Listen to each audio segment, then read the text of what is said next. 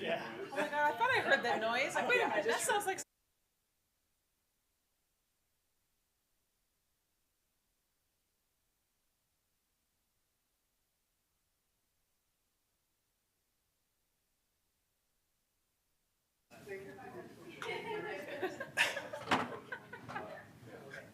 You never escape the airport, Colin. All right. Jeff felt good.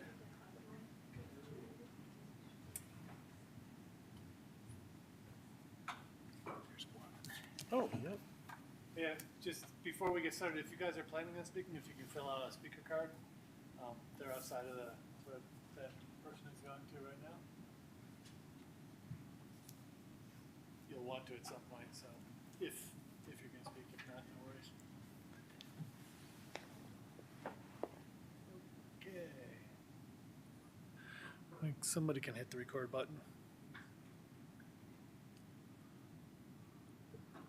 Recording in progress.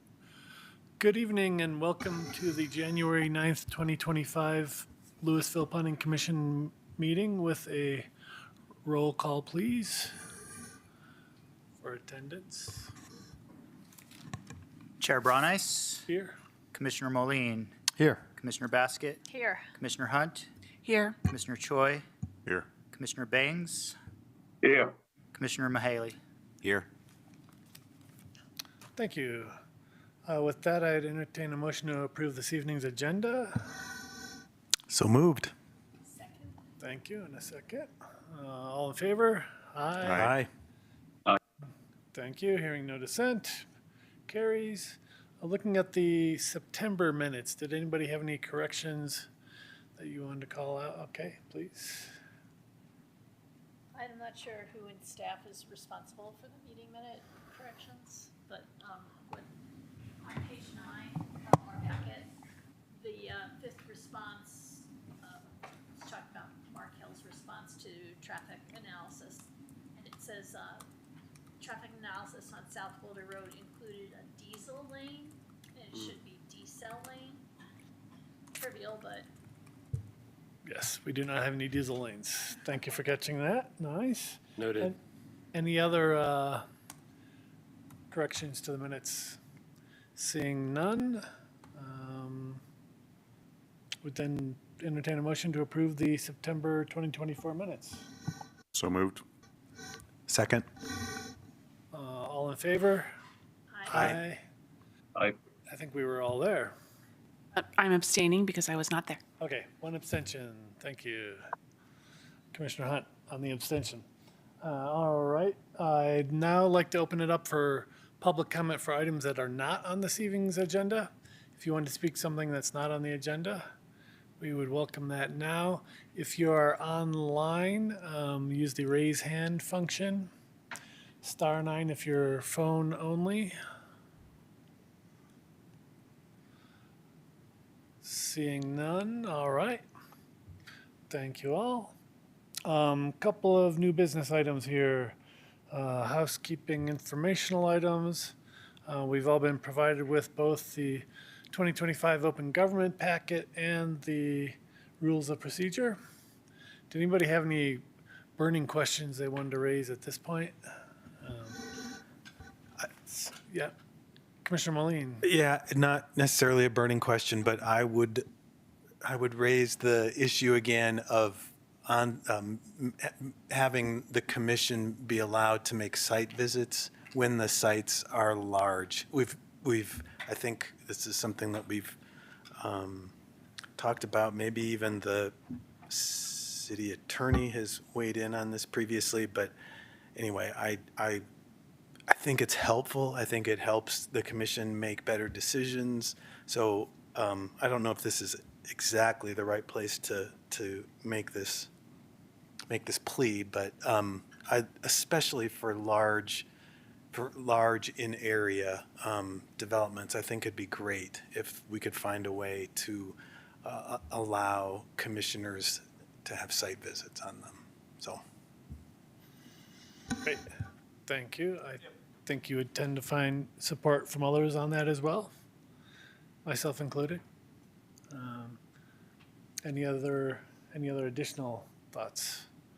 All right, seeing none, we'll jump into our first housekeeping vote item, which is our election of officers for the year going ahead. With that, I would entertain a motion. Yeah, I've got a motion. I would like to move a full slate of officers, keeping you, Steve, as the chair, and recommending that Commissioner Basket become the vice chair and that Commissioner Choi become the secretary. So I'll just make just say a short few words here, sorry. I'm excited that you are interested in staying chair and would like to be. I hope you are anyway. And so anyway, I think you do such a great job, and I'm looking forward to having some new members be in our other positions. So, and can't think of any more people well qualified than you two. So thank you very much. Thank you very much for the kind words. How about a second on that? I can second that. Okay, we've got You're a here. couple of seconds. Second, with Commissioner Bangs, thank you. And then we'll do a roll call vote on this one. Yeah, Commissioner Choi, whole slate. Take it or leave it. Yes. Commissioner Bangs, Yes. Commissioner Basket, Commissioner Moline. Yes. Commissioner Mahaley, Yes. Commissioner Hunt, Yes. Chair Brunice. Yes, thank you all. Next item of business, the approval of posting locations for the agendas. It's same as it's been for quite a long time now. I believe it's City Hall, Recreation Center, Police Station, and Library. I guess we can vote on that. How about we just do a voice vote? All in favor? Aye. Aye. Hearing no dissent, the motion carries. Approval of our expected Planning Commission 2025 meeting dates. This doesn't need a vote, really. We can, It was requested to be a vote, so I think Okay, you could do a let's quick do it. voice vote if you want. Let's do it. Second Thursday of each month. second Thursday with overflow on the fourth Thursday. Study sessions as requested by City Council. All in favor? Aye. Aye. Hearing no opposition, the motion carries. And then we'll move into our real issue of the evening, the comprehensive plan discussion. I'm not sure who's gonna tee that off. Are we going straight to the consultant with that? Or I had a do you few think- things to Yeah. kind of tee things up, and then if you have anything to add as Yeah, well. let me go just ahead. add Yeah. something. So we'll hand it off here and get to our consultants. I just wanted to mention just a little bit of background. The city council, over the last year, as they've done their budgeting for 2025, they've identified certain priorities for 2025. In fact, they're going to have a work planning discussion at their meeting next week, so you may all want to join in on that. But I wanted to mention a couple of I wanted to read off what their guiding priorities have been, because it influenced the comprehensive plan and some of the discussions this evening. But they've determined that their 4 top priorities for 2025 are economic vitality, core services, safety, and affordable housing. So those are City Council's top 4 priorities for 2025.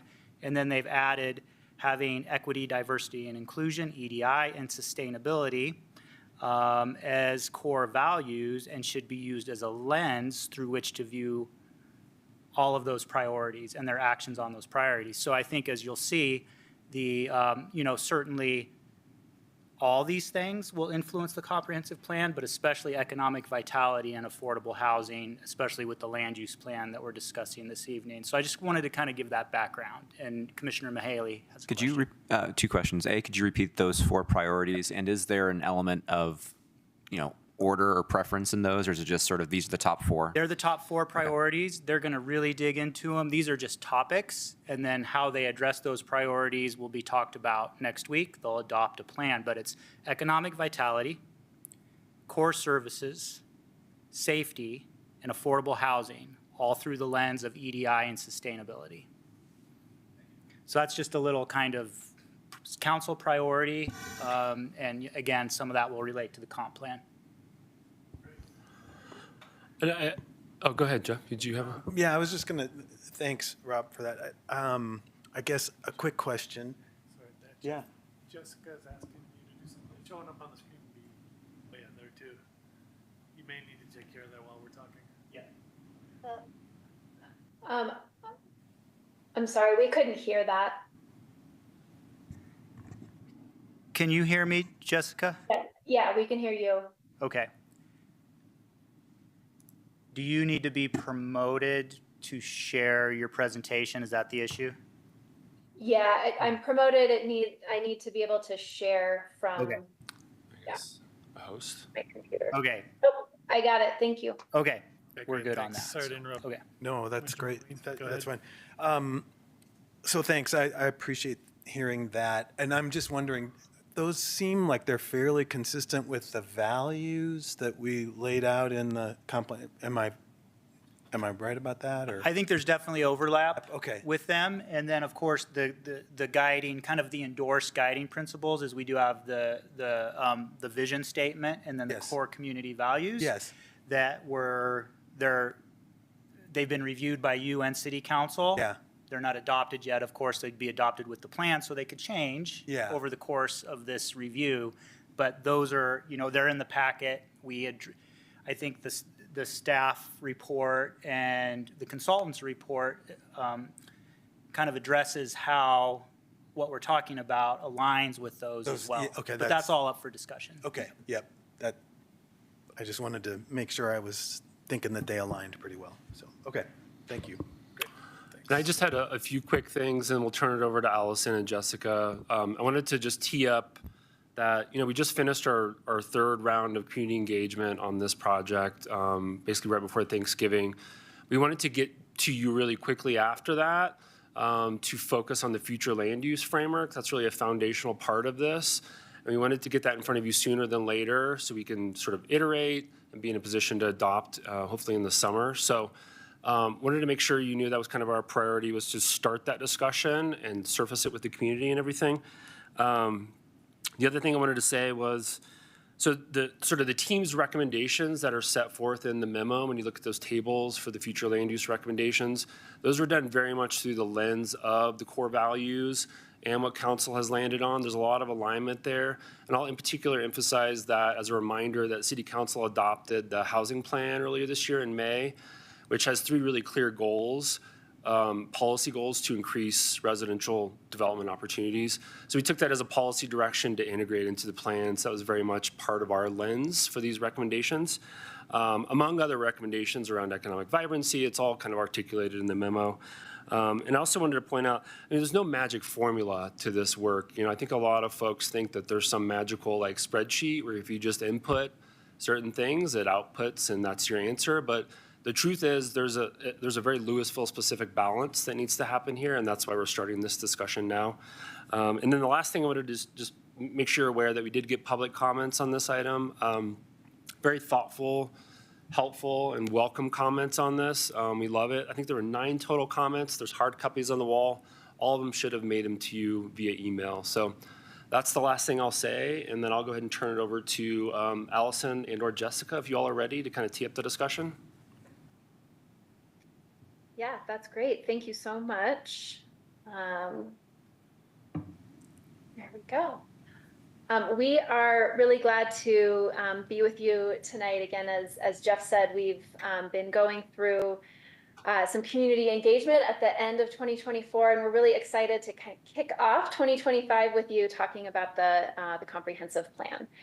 And so tonight we wanted to go through just an update of where we are at in the process, talk through community engagement, and then spend most of our time in conversation around the future land use map, and then we'll talk through some next steps as well.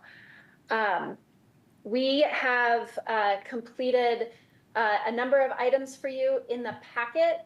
There is a memorandum and a community engagement summary that we've pulled together. We are trying to, give me just one second. This is advancing when it shouldn't be. and I'm gonna try to override that. So up on the upper right-hand side of the page, we are identifying the page number of either the memorandum or the community engagement summary, where you might find some of this information. So trying to help you follow along. So where are we now? In terms of the plan process, we are really excited to be in the strategies and implementation portion of our work. We've gone through a number of community engagement exercises, starting all the way from our kickoff in 2024 and going through some focus group conversations. We did a lot of existing conditions work, and then moving into community engagement kind of March really through the beginning of December on the plan. As we move forward, we are looking for a draft plan for you in the spring and then adoption in the summer. So again, done a lot of work so far and have a lot of information. We've shared it with you in the past, so we're not going to run through all of those things tonight, but they are all available on Engage Louisville. We are in that phase 4 and are excited to move through that with you into the summer. We have completed initial project templates and table of contents, which were included in the memorandum. We are in process for working through different refining of the scenarios that were part of the community engagement in November, and that work is really going to be informed by a conversation tonight. And then in March and April, we will anticipate an 80% draft moving into adoption. So again, community engagement work to date, lots has been going on, and we will continue opportunities for the community to stay involved as we move into community engagement window 3 with preparing the plan information. So tonight, really quickly wanted to run through some information on what we have heard thus far. We held a number of events in November 8th. We had 3 90-minute workshops that we had really detailed conversation with community members who came and kind of did their own future land use map and worked through that, and some really great conversation there. We also had an open house that evening, and there were over 150 people participating. And we wanted to also make sure there was an online opportunity for folks. And so we did have a story map where just over 80 people participated in the process. And so we were really excited to have that level of participation.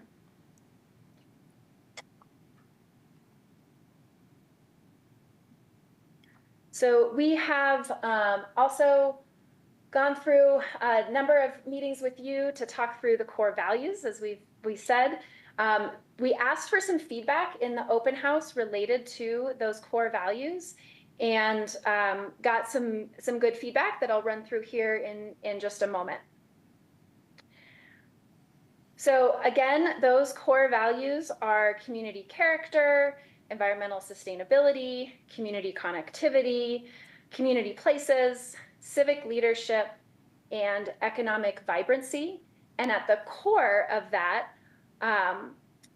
is a community that is equitable, resilient, sustainable, and vibrant. So some of the key findings that we heard from the community, first on community character, a real interest in continuing to look at and having additional opportunities for affordable housing, preserving the small town charm of Louisville, and revitalization of downtown. In terms of environmental sustainability, we heard support for looking at fire mitigation, disaster planning, really thinking about decarbonization and the climate. In terms of community connectivity, looking at opportunities to increase regional coordination for trails as well as for transit, and really making sure that Louisville is part of that larger regional system of connections. In terms of community places, some interest in looking at opportunities for senior housing, and then continuing to preserve natural areas and making sure that there are great opportunities for parks, recreation facilities, outdoor plazas, things like that. For civic leadership, some interest in additional civic opportunities. Again, regional collaboration came up quite a bit as part of that core value area, and then continued engagement with city council and elected and appointed officials. And then finally, for economic vibrancy, real interest as we got in particularly to conversations on the different scenarios, an interest in mixed use development, supporting local businesses, really enhancing the McCaslin corridor area, and then looking at having diverse retail. I'll turn it to Allison to run through scenarios. Okay. Well, great to see you all again. Thank you, Jess. As mentioned, a comprehensive plan is really intended to guide and direct that future decision-making about growth and development in the city. And so an important tool of that is the future land use map, which we'll be talking about later this evening. But before we developed this map, we really wanted to listen to the community about what that future might look like. And so scenario planning, which was really the focus of our engagement this past November and December, is a tool to explore different ways in which that might happen. So you can see the two circles in the middle. Those community engagement activities were really focused on looking at a range of potential scenarios that are informed by driving forces. So thinking about all the research that we've done to date to inform what those possible futures might be. And then what we asked the community was to help us evaluate those trade-offs. And so tonight we're going to share with you what we've heard from that so that we can develop a preferred scenario, which is ultimately our reflected in our future land use map. One of the things that was really driving force for the scenarios that came forward was recognizing that there's parts of Louisville that are really doing really well. And so what was a guiding factor here was this idea of areas of stability, places like existing neighborhoods, parks, businesses that are pretty well rooted in the community and align well with the community values that are unlikely to see substantive change in the future. In contrast, we identified areas of opportunity or places with vacant parcels, possibilities for redevelopment sites, or underutilized sites that might have more opportunities to see different types of development in the future that align with those community values. And so the scenarios that we're going to explore will look at different ways that areas within these 4 opportunity areas might be able to shift and address gaps of need within the community. So this slide shows those 4 areas of opportunity that were really the focus of our scenario plan. It was South Boulder Road, the downtown area, McCaslin Corridor, and Red Tail Ridge. And as I mentioned, these are just areas where there's the most opportunity for potential land use change, and we wanted to understand what the community appetite for that is. So before we get too deep, I wanted to pause for a moment and share with you some of the driving forces. And all of this really came out of those existing conditions assessments that we did that are on the website. And that included environmental assessment, an economic assessment, transportation assessment, and a land use assessment. And so we took all of this really great data and pulled out some of the big ideas or some trends that might help to inform what these scenarios are moving forward. And we really use this information as a foundation for thinking about the different scenarios and understanding what some of those different trade-offs might be. We talked about this in great detail at the open houses. I'll just touch on it very lightly here. But really it's that the population is declining and aging and that housing is increasing. And so there's a little bit of a continued trend that puts that sense of community at risk. There's another trend around transportation, that a significant amount of the community leaves Louisville for work every day, and another percentage of the community is commuting in. And so what this is suggesting is that not everyone is living and working in Louisville, and this has an impact on roadway congestion as well as retail spending, which leads to kind of this economic vibrancy story where the employment base is really strong. There's a really strong jobs market in Louisville, but because of this commutership, it's likely that residents are spending money out of Louisville. So from an economic standpoint, there's a lot of leakage or money that's not being spent in your community. And then probably no surprise to anyone here, Louisville is a really wonderful trails and parks network that is really part of the sense of place. When we talk with the community, this is a very important value. And connected to that is this idea that downtown is really the heart, that there's a lot of character there. It's part of what people really love about living in the community.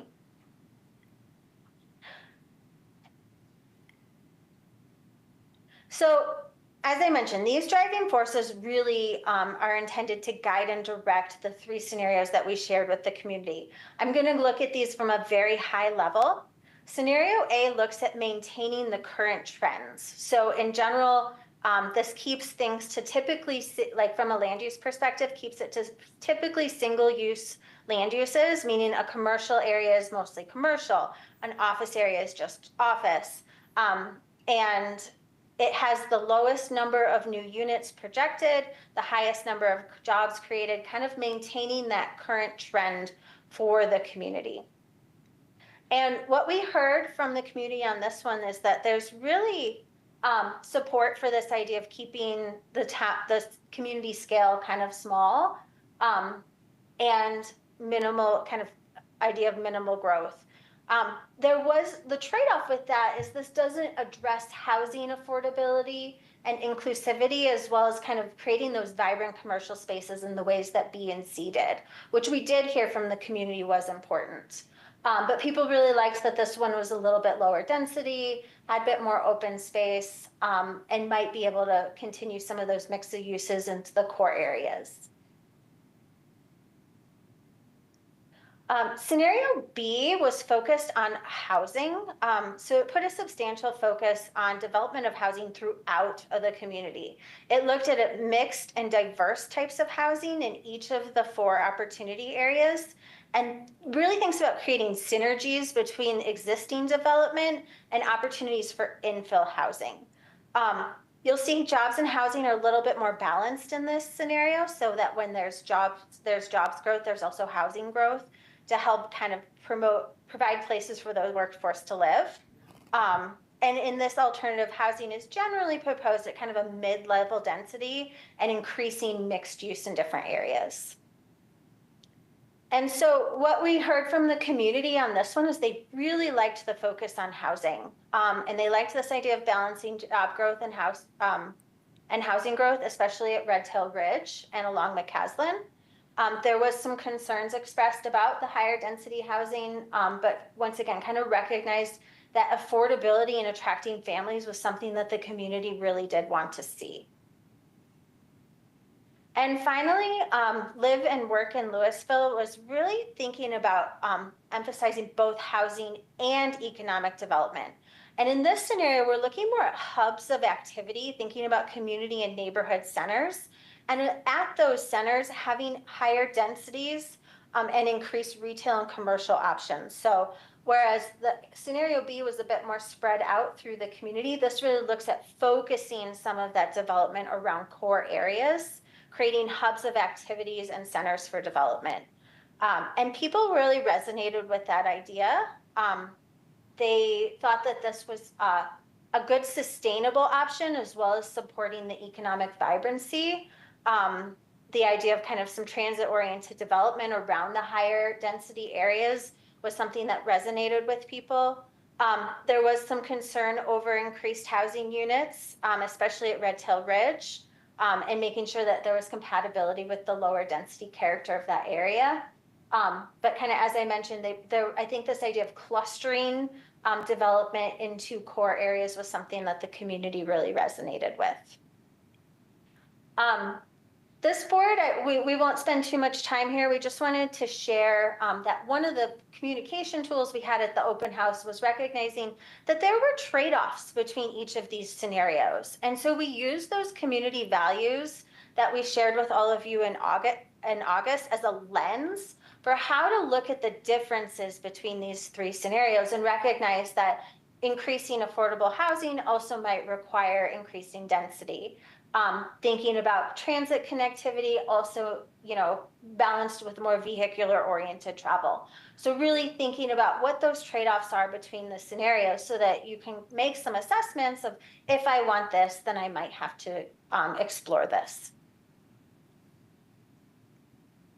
And so one of the big questions that we asked at the open house was asking the community what they liked about each scenario and what they didn't like about each scenario. And we did ask for them to choose which one that they would prefer. And we see that in the online responses, we gave an other option, and there was a fill in the blank of why you chose that other option.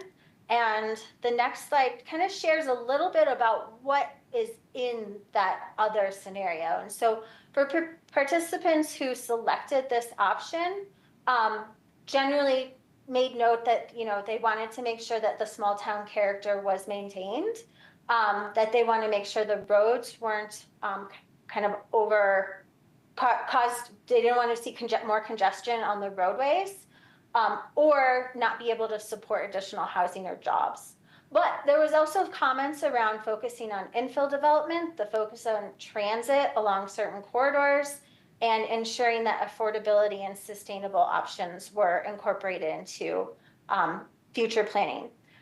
Overall, most of the comments that chose other were really looking to see a trade-off of a middle ground scenario. So taking bits of A, bits of B, and bits of C, and integrating it into kind of a holistic approach for the future. And that's a lot of what we want to talk about with you this evening, is what that looks like. So we're just going to pause here in our discussion.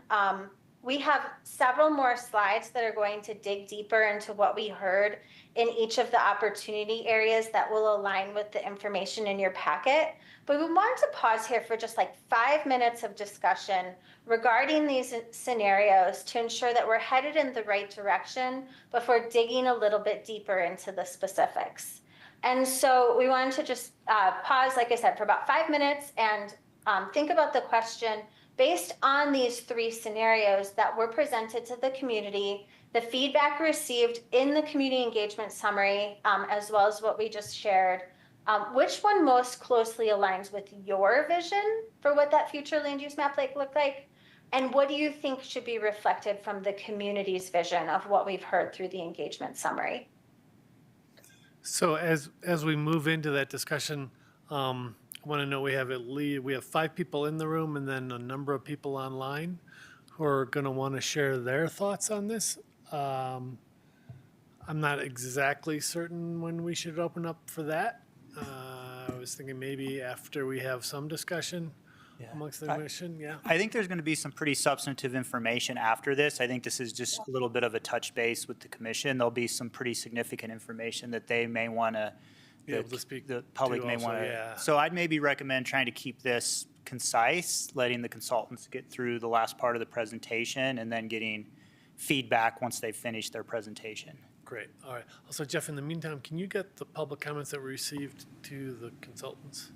Can you email it to them so they can see those as well? The comments that you all, they've already seen it. Have it? Okay, Yeah. great. All right, thanks. I know it's probably not proper, but I'm a school bus driver and I have to wake up at 5. So, thank you for considering. Okay, cool. So we'll chat for a little bit then. How much, after we have this 5-minute discussion, how long do you think that, you said it's a few slides for a presentation? Yeah, we are going to get into more detail on each of the kind of focus areas, and we'll get into the future land use map more specifically, and the future land use categories. So we have, I think, about eight or so slides before we get to the next questions that were in your packet. Okay, great. Thanks. Then we'll just open it up kind of wide open if anybody had thoughts they wanted to share. Yeah, Commissioner So McNally. is now an appropriate time to ask questions of what's been presented thus far? Sure. Yeah, we may not get the full answer right now because there's more information forthcoming. Yeah, and I guess if nothing else, at least one of these may seed discussion Yeah. forthcoming. So I guess I'll just open it up.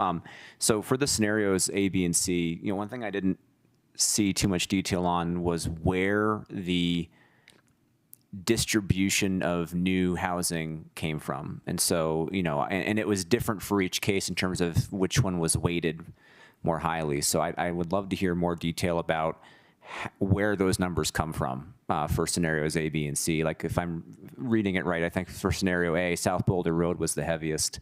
And that wasn't true for any of the other scenarios. So I'm curious as to where that weighting came from and what assumptions went into that, because I think that is going to be a big part of the discussion hereafter in terms of where, especially in terms of finding a middle ground, like where should stuff go and at what level. All right. Thank you. Let's just kind of cue it up for you all to speak to in a little bit here.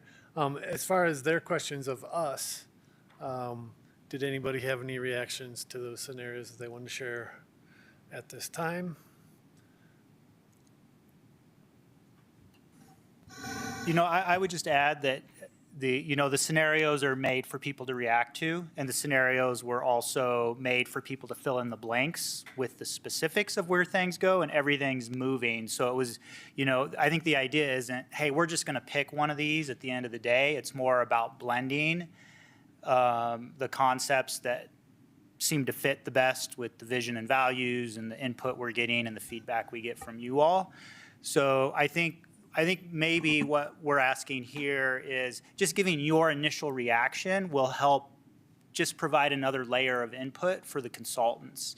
So I might even just recommend if you have maybe going through and, if you don't have an initial reaction or saying, well, I thought scenario X had these great things in it, or I didn't like scenario Y because of this, if you have anything to say, and then that might just get us to the next stage. Okay, we can try. Yeah, Commissioner Hunt, if you had some thoughts you want to share, thank you. I found these kind of fascinating as I was reading through them. A little hard to sort of parse out the exact differences, and I think the presentation was really helpful on that. But what, based on commission priorities that we've heard tonight and some of the community values, it strikes me, my first reaction is that option A or scenario A really doesn't move the ball in any useful ways, because I think we're at least what I've heard so far is that what's happening now isn't really working. I think B and C both have a lot to offer. I understand the concerns raised about changing Louisville and all that stuff. I think change is coming, whether we want it or not, in the form of sometimes even state mandates that we're going to have to do. So I want to be sensitive to that. But I think my first reaction is that scenario C, I kind of like the idea of acknowledging we need to grow somewhat and thinking about clustering.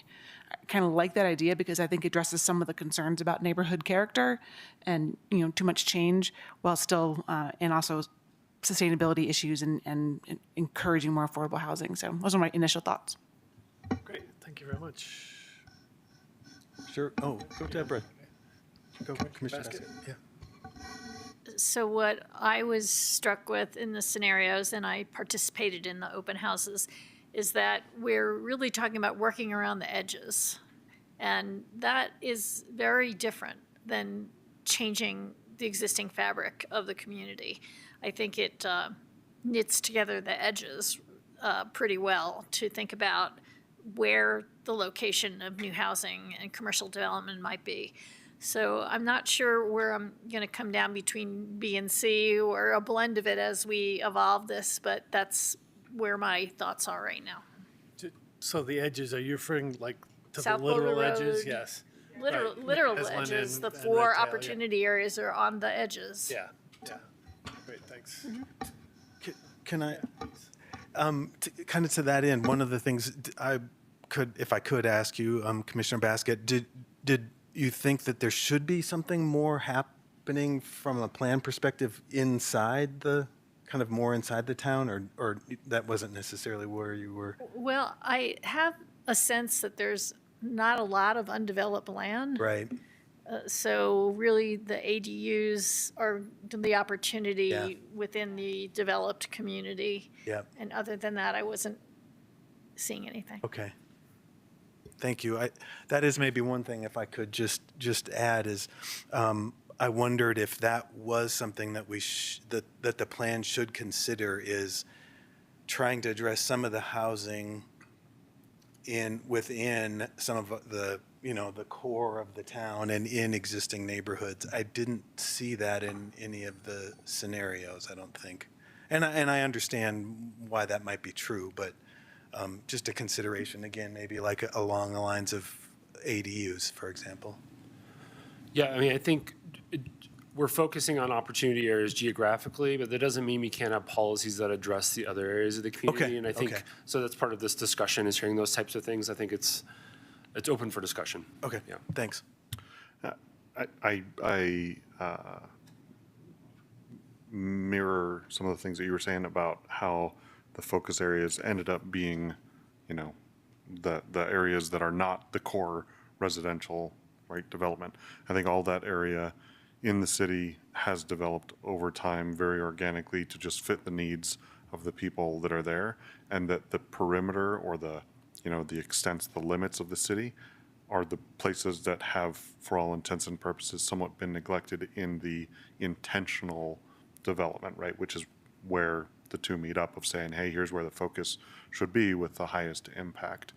I agree with Commissioner Hunt that, change is coming, and I would much rather be deliberate about how we facilitate that change in a planned and anticipatory way, rather than just being caught on our heels and saying, oh, look, now here's the northwest corner that just spurred out and we weren't really sure how to deal with it, and so this stuff just kind of happened. And so I do like the idea of, some of the more aggressive components of options B and C, or scenarios B and C, where it is more intentional. It feels more planned to try to strategically achieve some of the objectives that align with both the vision components of the comprehensive plan and what we've heard City Council wants to adopt in terms of priorities for 2025 and above. I think the difficulty for me was that as I read through the different scenarios and all of the different evaluations about what could be included, there's so much emphasis on really the land use and how the land could be built up in whatever configuration, but there wasn't an emphasis, and it almost highlights the focus on the perimeter pockets rather than the core.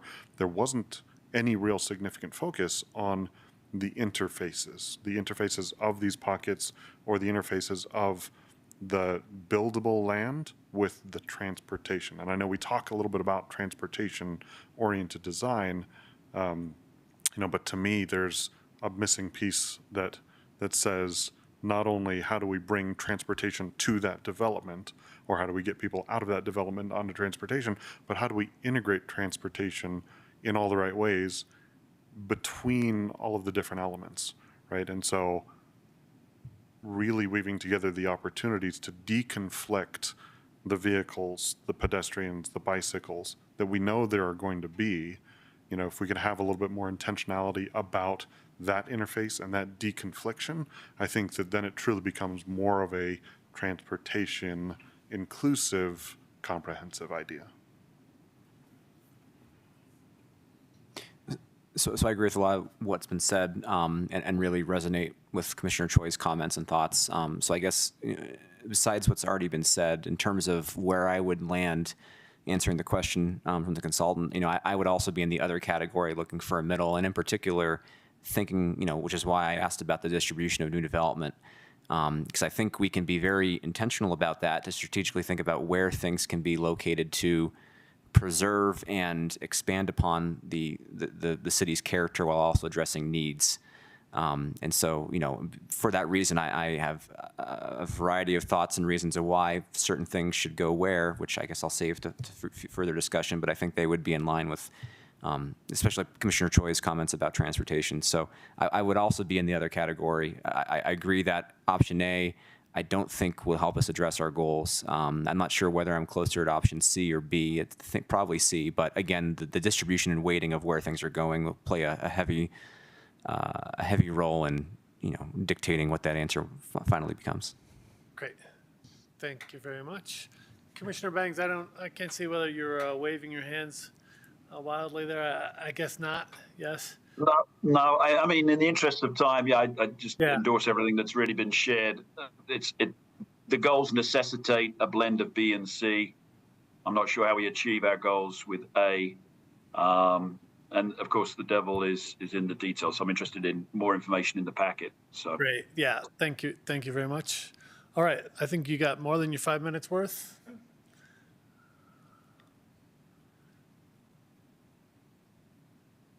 If we can invite. Sorry. Yes. We were trying to. That was wonderful. Thank you.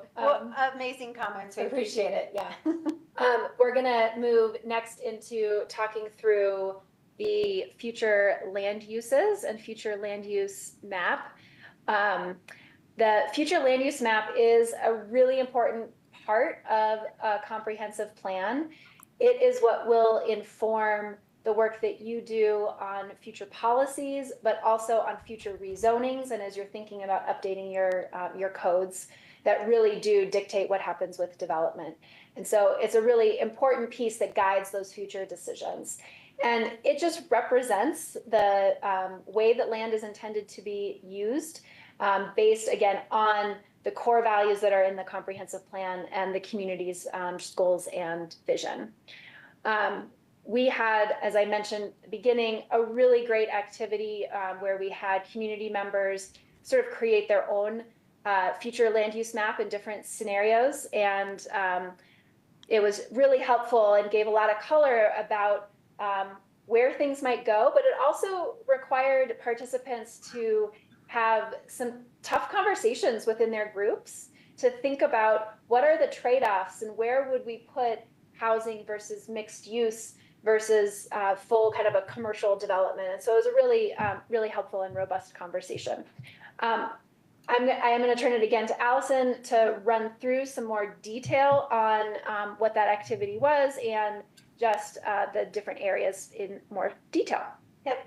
So you can see, I had so much fun at these workshops. I think staff did too. They were really, really robust, engaging conversations, and we just met so many lovely Louisville residents. Here's just some pictures from the day. We had 3 of these different workshops that were followed by the open house. And I'm going to share with you specifically what we kind of summarized. I think we had 15 different maps with stickers all over the place, and we kind of put them all together. And what you're seeing on your screen is a summary of all of the different pieces put together into one. And so for Opportunity Area 1, which is the South Boulder Road corridor, there was really a desire for mixed use. There were several comments saying that this would be a really great location for affordable housing and senior housing, especially in kind of that northern quadrant, kind of that northern section right on the edge of Louisville. There was some desire to see some increased parks connectivity. There's some missing trails connections in this area that got identified. And then along South Boulder Road, a desire to see some adaptive reuse and infill development. So there is a little bit of more kind of strip commercial in that area, that there might be opportunities to infill the spaces in between or reuse some of what's existing along that corridor in a different way. So when we get into the future land use approach that you'll see in your packet, what we are thinking the direction we'd like to head for this is looking at mid-density, so around 3-story residential in some locations, especially as you get closer to South Boulder Road and Highway 42, and think about some mixed use with residential by right. One of the other pieces that we heard, just picking up on some of your comments related to connectivity, we heard about the importance of making sure that people can really get across South Boulder Road in a safe way. And so as we refine the future land use map and some of the strategies around transportation, this is an area where we would anticipate seeing some language about that trail connectivity that Allison mentioned, but also getting people safely across that street, whether that be an underpass, different ways to deal with the lights, things like that. So the second opportunity area is downtown Louisville. And on the scenario, we noted the opportunity for a potential transit line, maybe well into the future, kind of the upper northern section where you see those 200 units, there would be a potential transit line there. And so we did hear some desire to maybe see some increased density adjacent to that potential future transit line when it comes in. But then we also heard a lot about downtown, that downtown is thriving and vibrant and people love it, but that to be a successful, vibrant downtown, you need people. And people living in downtown can help to support that. And so there was definitely some desire from the community to see more residential above ground floor retail to promote that retail vibrancy. And the idea that maybe some 3-story buildings, more mixed use buildings in downtown might be able to help increase some of the retail success and really that downtown central vibe. So when it comes to the future land use approach, we'd like to recommend in this area that mid-density and mixed-use residential up to 3 stories in certain locations might be the direction that we are headed for the future land use map. Really thinking about key sites for infill development with residential by right, as well as I think one of the other things that came out through not necessarily the scenario planning, but through the values conversation was how important community gathering is and having spaces and places to come together.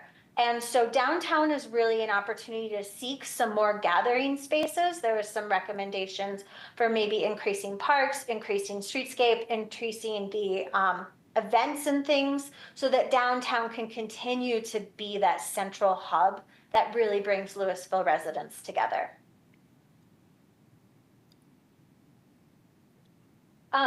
Opportunity Area 3, McCaslin Corridor, was so interesting. We had such fascinating conversations. I think overall, there's really a desire to see McCaslin Corridor become more vibrant, become more mixed use. And there was a lot of conversation around the Cinnabar site and seeing some of those properties adjacent to Highway 36 with the transit station that will be there become higher density than what's there today. But ensuring that the roadways continue to be safe and accessible, and thinking about integrating more green networks and multimodal connectivity onto what's kind of an auto-centric area. So really thinking about this as more of a central place, thinking about some density adjacent to Highway 36. And then I think another thing that really came out was in kind of the northwest corner, there's 2 undeveloped parcels that are currently zoned office. There was definitely some desire to see more housing integrated along Centennial Boulevard. Even thinking about that integration of housing as you get closer towards McCaslin on some of the southern sites as well.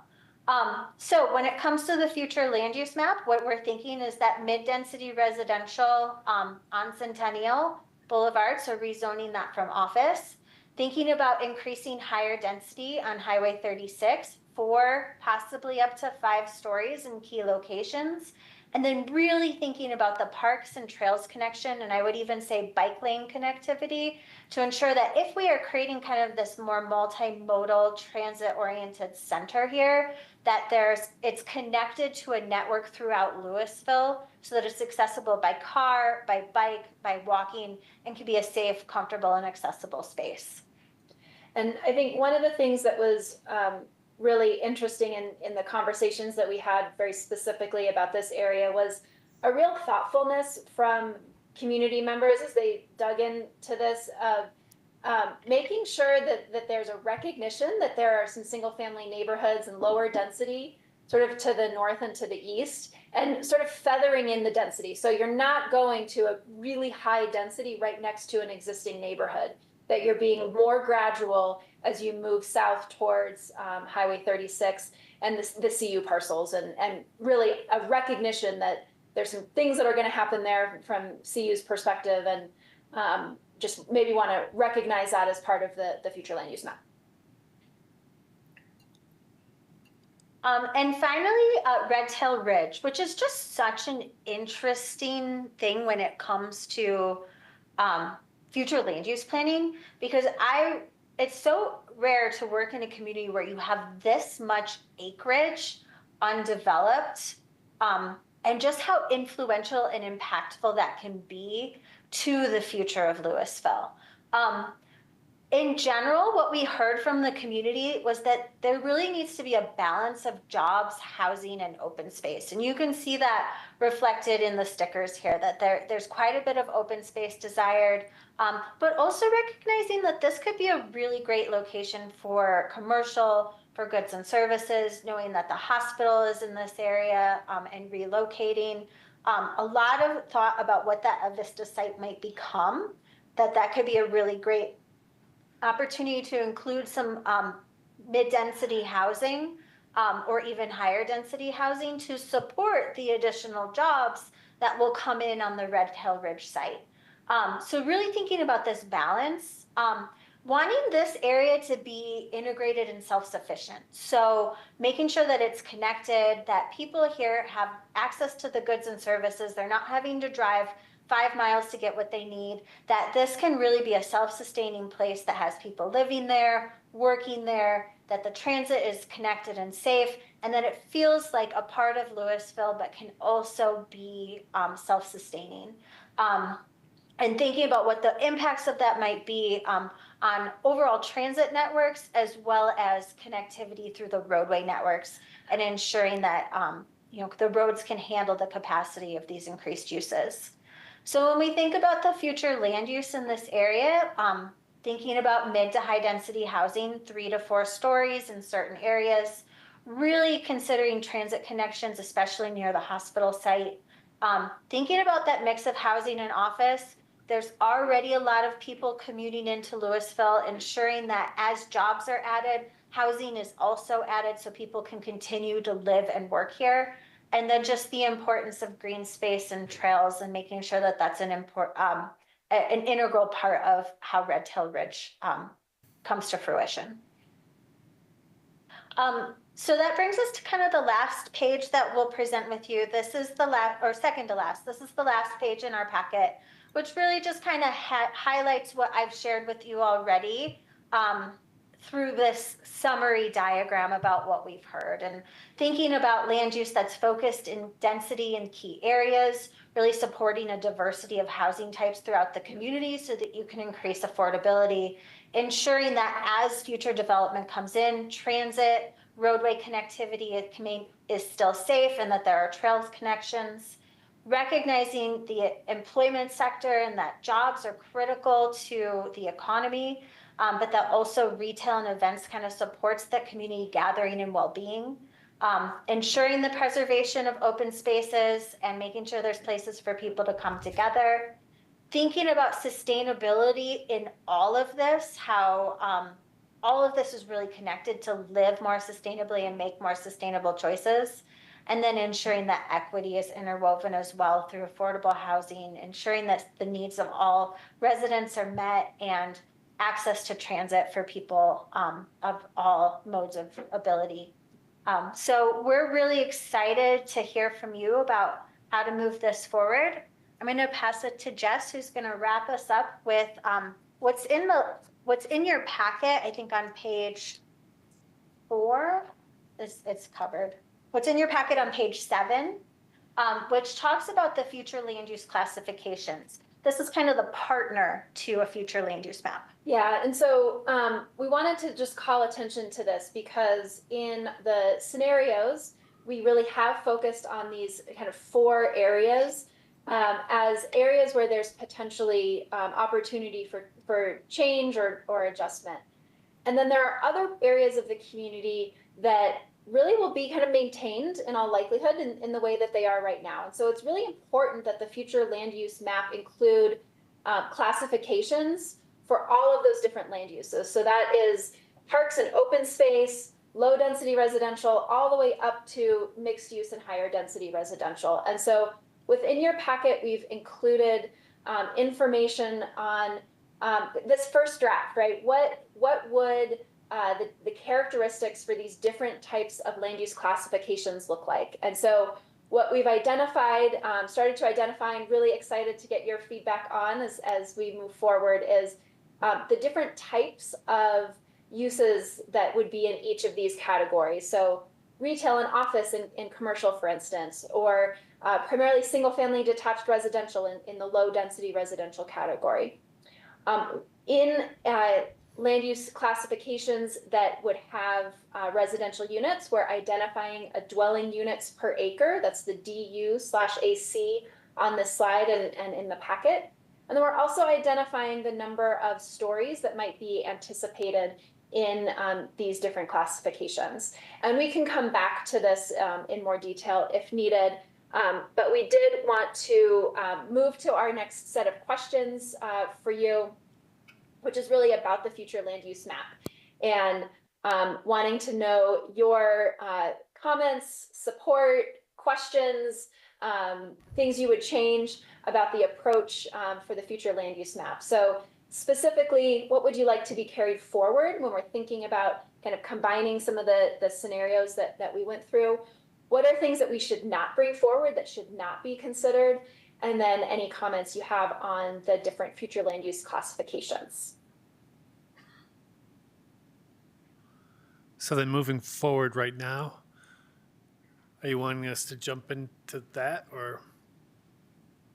And then I think you'll have to consider when you want to take public comment as well. Yeah. If you want to do that now or have some discussion first.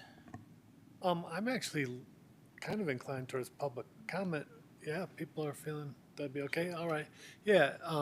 So we'll open it up now for members of the public who joined the meeting in person, by computer, or telephone. You can speak regarding this comp plan. If you're here in person, I've got a number of speaker cards up here. Thank you.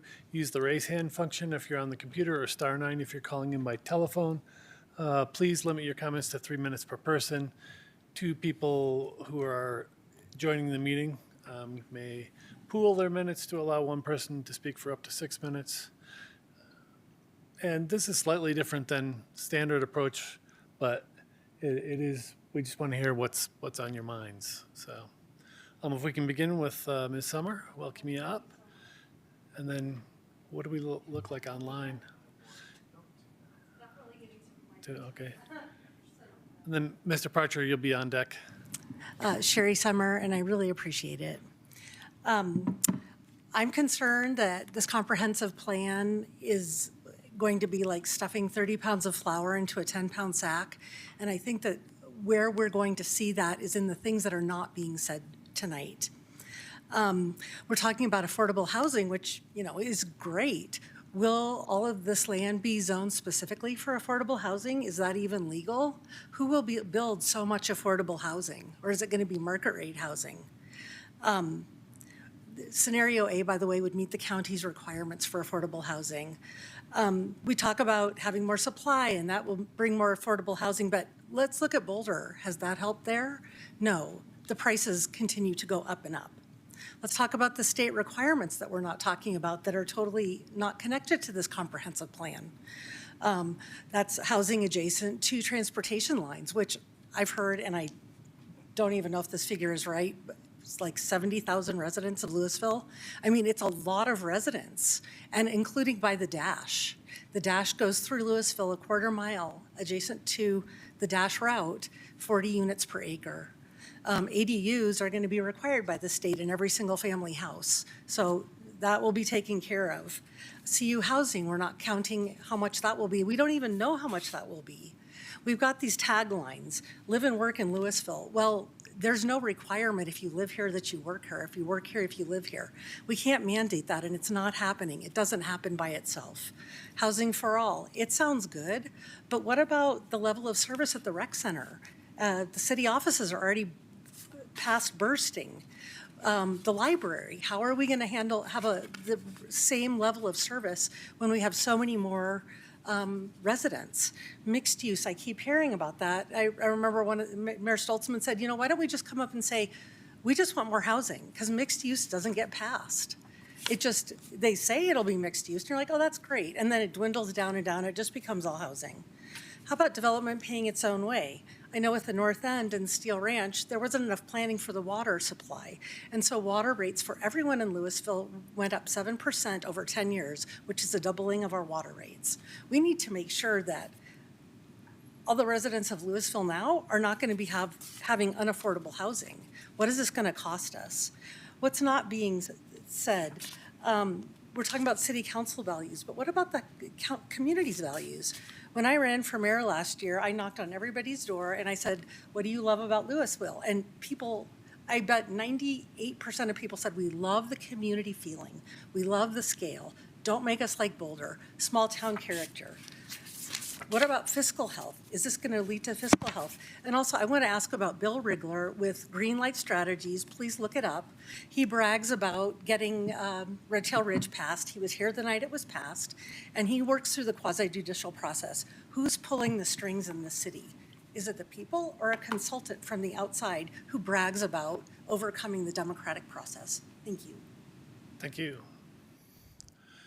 Mr. Parcher, and then let's see. There are raised hands on the online? 4, okay. Who'll be next? And Ms. Solik, you'll be on deck. We'll join you in on the call here in a few minutes, please. Good evening, Don Parcher, 378 Grouse Court, over 10 years, granddad to 2 young boys, and I want to thank you for your service. I'd like to ask that in your planning decisions that you make, that you consider that I believe we are past the tipping point on climate change and loss of biodiversity. So I ask that you do what you can to limit the use of fossil fuels and increase housing density. So no estate homes, maybe no more single family detached. There's a book called Half Earth in which Pulitzer Prize winning author Edward O. Wilson argues that if we don't set aside half the Earth's land surface for biodiversity to recover, humanity may not have more than 100 years left, for what it's worth. There's only so much that individuals can do. We have solar panels, 2 EVs, we've got rid of our grass. It's up to people like you to really move things along. And what I'd like to see is Louisville be a model for other communities in this regard. Thank you very much. Thank you very much. And sorry, again, the person who's online. Yes.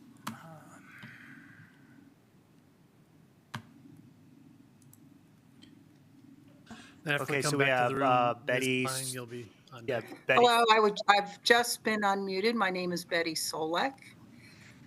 First of all, I wanted to alert you that there were some people waiting to get in the meeting and the door was locked downstairs.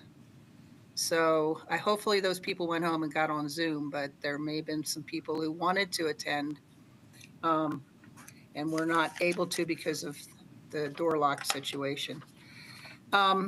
First of all, I have a question.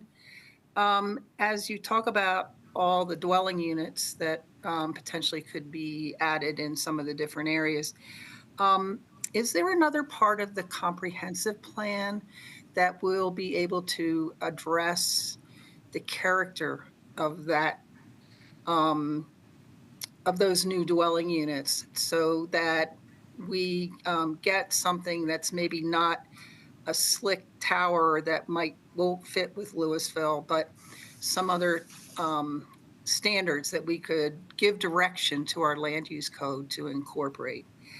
I am in support of the density that is being proposed in the different areas. I think density and housing density supports commercial density, supports people being able to walk to them if you are thoughtful about where that density occurs. And I am comfortable with the areas that have been identified in the comprehensive plan update. And And I think that we're headed in the right direction to an increased number of users through density that supports increased transit frequency.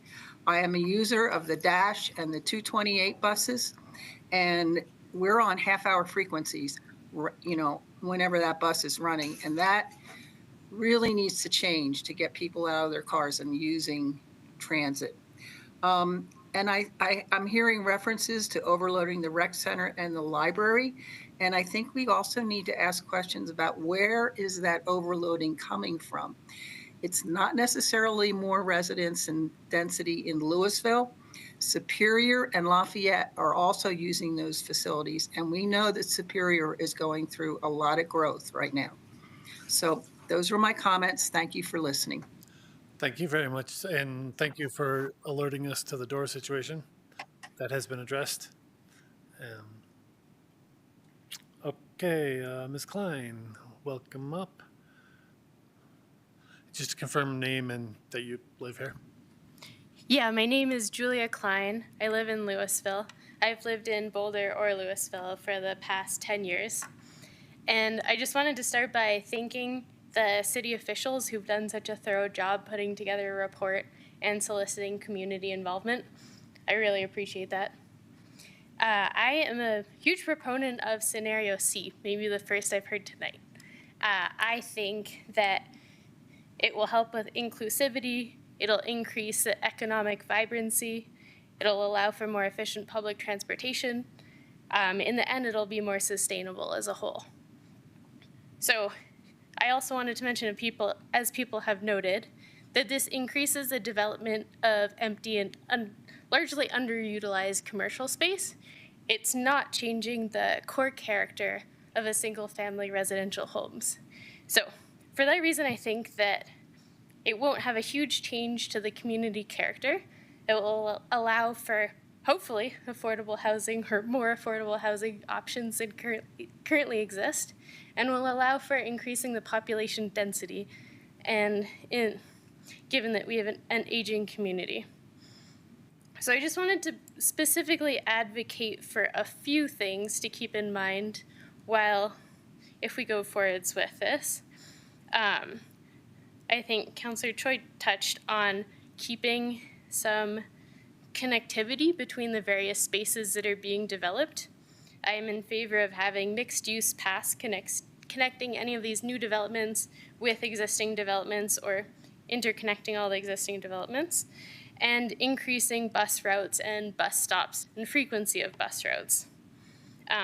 Also to increase pedestrian underpasses or to have pedestrian underpasses, potentially on the northeast corner along South Boulder Road and the west side along McCaslin. I am a big proponent of mixed-use zoning. I think that allows for a lot of vibrancy, that allows for increasing residential development, while at the same time having a vibrant area that doesn't die at night, or that allows for shops and allows for people to buy things, to eat, for more residential opportunity close to where they live. One thing I noticed for the proposition for Red Tail Ridge that is less mixed-use zoning, I would advocate for continuing mixed-use zoning, maybe sprinkle in some industrial zoning opportunities. And my last time, I just have one question. So my understanding is that if implemented, the comprehensive plan makes it easier for a developer to apply to change the zoning if they want to develop an area. What can be done about the central areas? Like, you wouldn't want to take an existing residential property and change the zoning without the owner's consent. That was just a question. Thank you. Great, thank you very much. Appreciate your time. Jumping online. Yep. Yeah, Ms. Smith, we are going to. So Ms. Smith is unmuted on our end, so she can unmute. Can you hear me? Yes, we can. Great.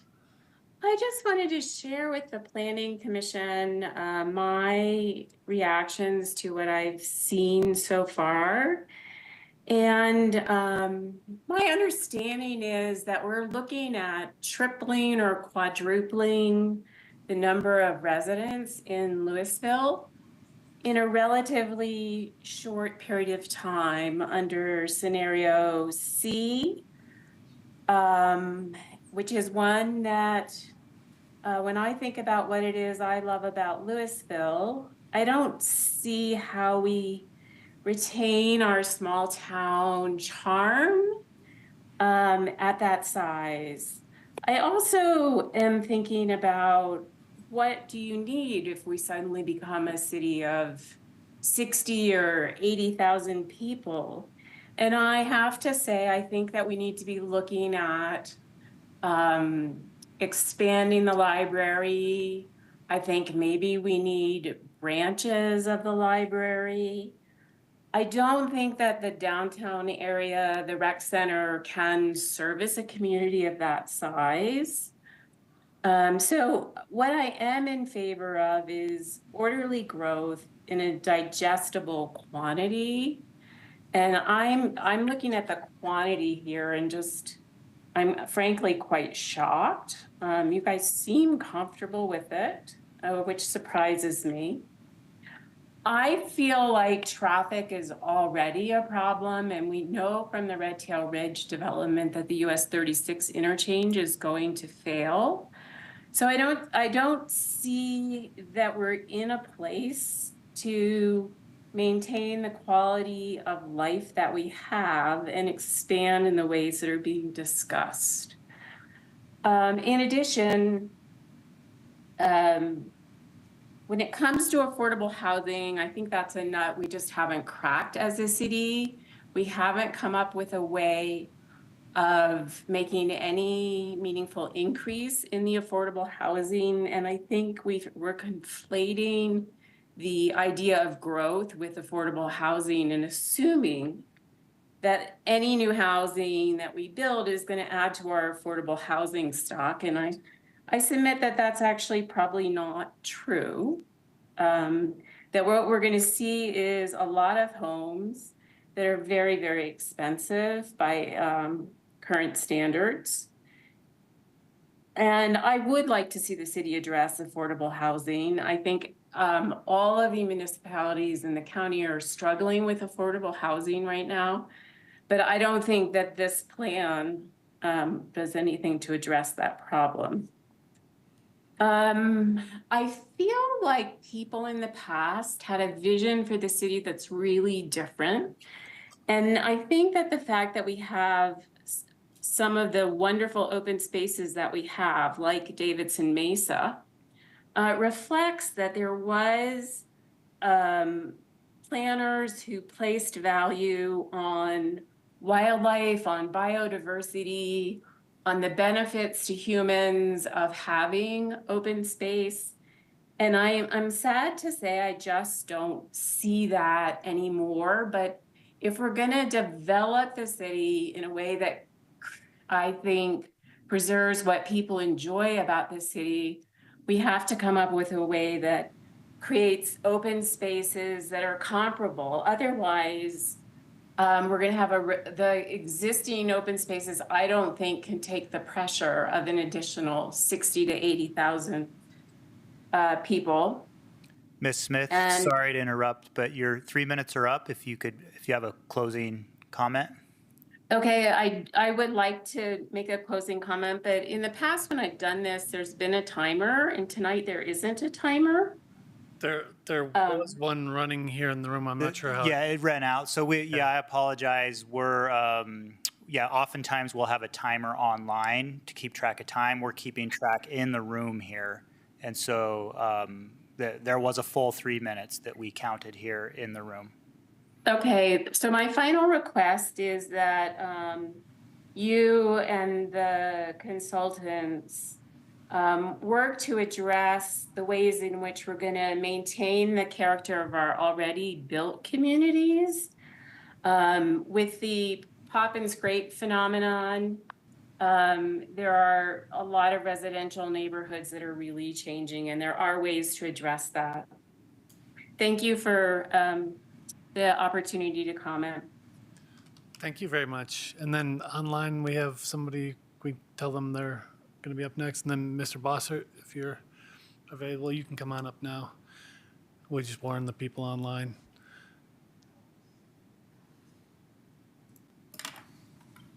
Okay, so next, after this next speaker will be Alex Burnett on deck. Great, thanks. Awesome. My name is Jason Bossert. I'm a Louisville resident and have lived in Louisville or Boulder for the last 10 years. I'd like to reiterate a lot of the points that have already been made, especially towards environmental sustainability, where development's coming. We don't need to develop all of the land we have, which I think has been relatively well represented in a lot of the options presented tonight. I think additionally, making sure that there is allocations for an increase in city services, so libraries, schools, rec centers, these are all things that can be additionally developed or have some space devoted to in a development plan, which again, one of the building categories was sort of civic infrastructure. So I'd like to make sure that that's not completely ignored. I think, like I said, I think development is coming. We are going to be building more stuff. That is the direction we're headed.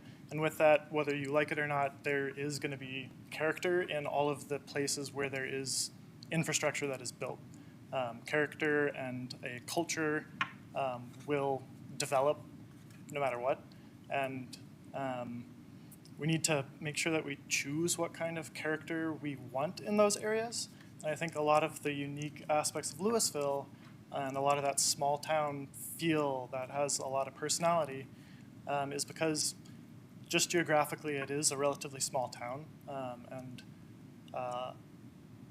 the residents that are here feel a lot of ownership over the town and over the various areas within the town.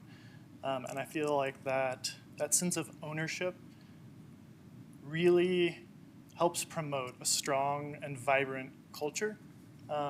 And then when you combine that ownership and the geographic locality of everyone with businesses, and those start to have a nice interplay, is where you get the real vibrant culture that I think everyone really values here. And so I would certainly advocate strongly for Plan C, trying to centralize a lot of development and create some cores where there's people that can live, have ownership over the area, and still have businesses where we can get that interplay between residents that have ownership, they feel like there's space that is for them, and then the businesses that can support those people. And that is all I had. Thank you. Thank you very much. Appreciate you coming out. We have somebody online, and then Ms. Bedell, you'll be on deck. Hello, my name is Alex Burnett. I've been a resident growing up and living here for the last 30 years, and I'm also present as a member of the Food Security Network for Boulder and Broomfield counties. Really, really grateful for the chance to speak, for the attention and patience and generosity that you are all putting forward in making this hearing available. And really, really want to second so many of the voices that have spoken to the fact that with change naturally coming with time, and with very clear goals for an increase in equity and affordability and sustainability, that we're needing to look at some bolder options, things included in some of the examples given within scenarios B and C. And I would love to add a couple other points of focus. The Food Security Network has identified that for communities in this area, one of the main barriers to food access is transportation and mobility services. And so really want to plant a seed of a lot of attention in this conversation on food access, which definitely intersects with the affordability of housing as well. So, I mean, the budget that goes towards rent also goes towards what you're eating for the month. And making sure that there is food access available on robust public transit lines and or robust public transit created to places of affordable food access. And if my understanding is correct, also currently Louisville has a affordable housing law that requires new development to have a percentage of affordable housing. However, my understanding is also that developers can buy out of that obligation. And I believe that if we're really wanting to be committed to there actually being affordable housing that is developed, that buyout option needs to be removed or significantly adjusted before this new development begins, so that there is actually, when soil gets broken, there's actually affordable housing that we know is going to be available for the community. Very, very thankful again for the time, and hoping that you all are getting a lot of good feedback that's really helpful for the process. Thank you very much. Appreciate your participating in that. Let's see, next up, Ms. Bedell, and then Ms. Krantz online. You're on deck. And anybody else who's participating online, if you are wanting to participate, please do make sure you do raise hand function. Thanks. Go ahead. Okay. Hi, I'm Cindy Bedell. I live in Ward 2 in Louisville. And I just want to say it's interesting to hear everyone's comments, but the purpose of the comp plan is for the residents to create a vision for their community, what they want to see. And I believe, and many people believe, quality of life of the current residents is should be the number one planning consideration. And I don't know if you read the online things like 00 or 80027, but you're already starting to see a lot of competition for resources. People arguing about whether seniors or families should have priority for the lap lanes at the rec center. People arguing about dogs, pedestrians versus dog walker. It's really starting. So the more congestion we pack in, the more these kind of big city problems are going to come to us. If you look at the housing unit growth scenarios we were given, 65% of people who answered that wanted none of those options. 40% said none of those options. 25% chose the possible lowest growth they could come up with. So that of 25%, so total 65%. And I love the fantasy of transit-oriented communities, but it's kind of a fantasy. RTD is short a couple hundred drivers. They do not have the capacity to meet an increased need, much less the need that they currently have. I tried to take the bus back from the airport this summer. There was a long, long line. People had to wait another hour to catch the next bus. This live work is another one of these fantasies over all this time that it's been a pretty stable statistic, 10% live work. So people live in Louisville for a lot of reasons. I hear a lot of people say they came here to escape Boulder because they like our smaller town quality of life.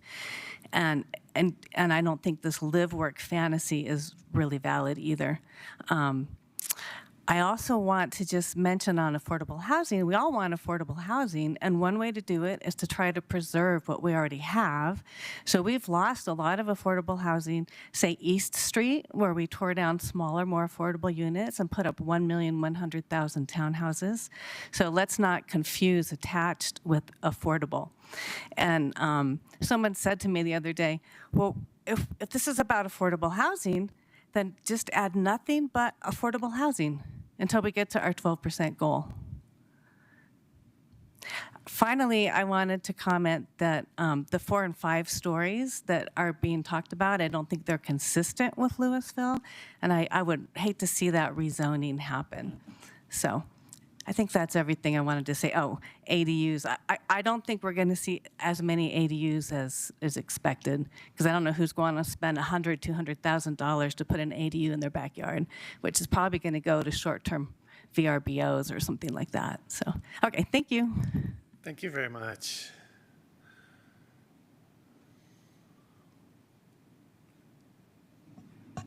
Okay, so Ms. Krantz, we've unmuted you on our end. This is Tamar Krantz. I live in Ward 3. Mike Putney is online to share time with me. I just don't do well when I'm under pressure, so I probably will only take my 3 minutes. But I wanted to confirm that that would be okay if I spoke more slowly. Sure, yeah. Thank you. I heard Commissioner Hunt and Commissioner Choi saying, and others saying, change is coming, and there's nothing we can do about it. Change is coming, and we want to be intentional about that change. But I disagree a little bit that I'm not sure if this is what they meant, but that the implication of that is that things are just going to happen willy-nilly if we don't select Plan B or Plan C, which are the higher growth scenarios. We do have zoning laws, and our current zoning is going to prevent high growth with that plan. I think the change is coming. Change, I fear, is coming. Climate change, and I've heard a lot. One of the big asks I have is that in the survey was online, and the survey was on the you asked people, what strategies do you think are going to help improve sustainability in Louisville? The answer is Ooh, looks like that was on our end. Yeah, that was on our end. Jeff Hurt, and I Recording in apologize if I'm progress. saying this in public, but I may be Tamar? just waiting for an answer. But I would love to see that. I'd love to see the answers. What did the public say? What strategies did they want to see to improve sustainability? My other thing is that I really feel that you blew past the public response to the survey much too fast. I mean, I should say maybe the consultant did in presenting it.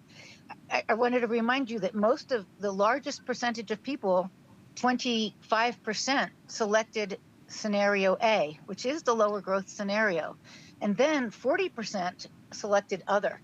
I really don't think it's fair to say that the 40% selected other because they wanted a combination of A, B, and C. I, for one, put in some comments that didn't make it into the public comment summary. So I'd really like to see what everybody said who asked for another scenario. Listening to everybody speak tonight, I feel like we're coming up with it. And I think the commissioners are as well. I mean, you guys are putting together new land use maps based on these growth scenarios.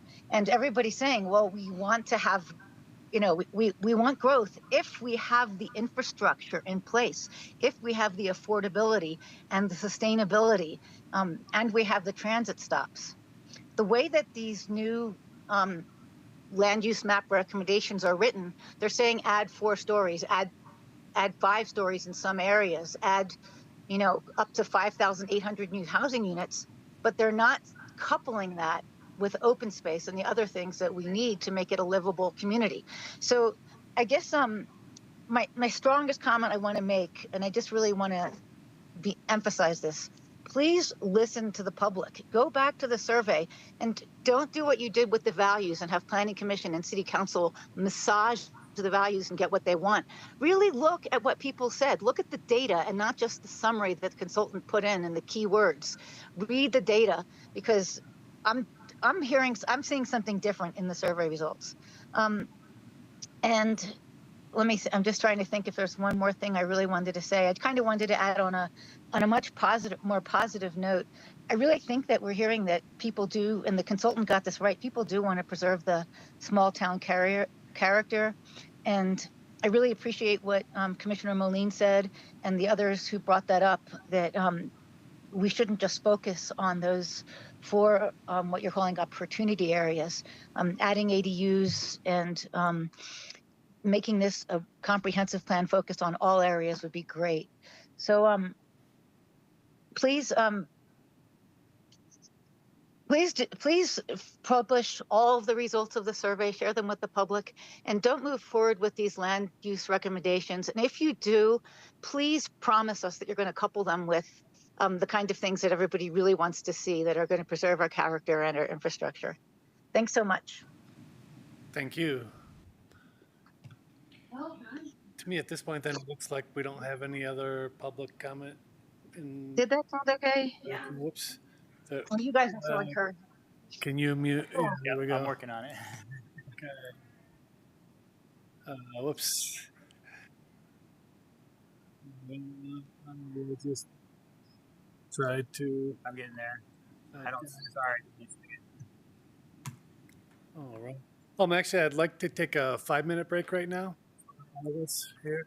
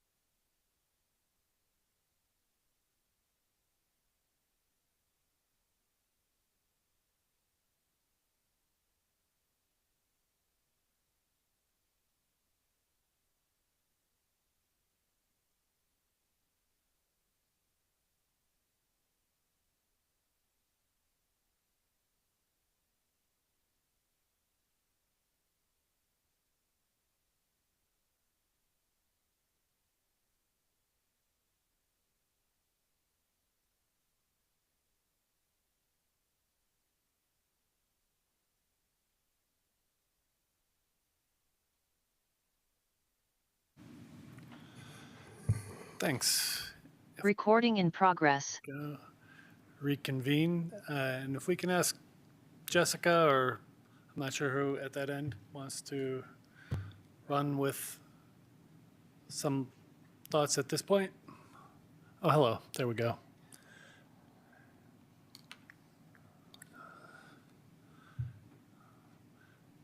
We can see you. Hi.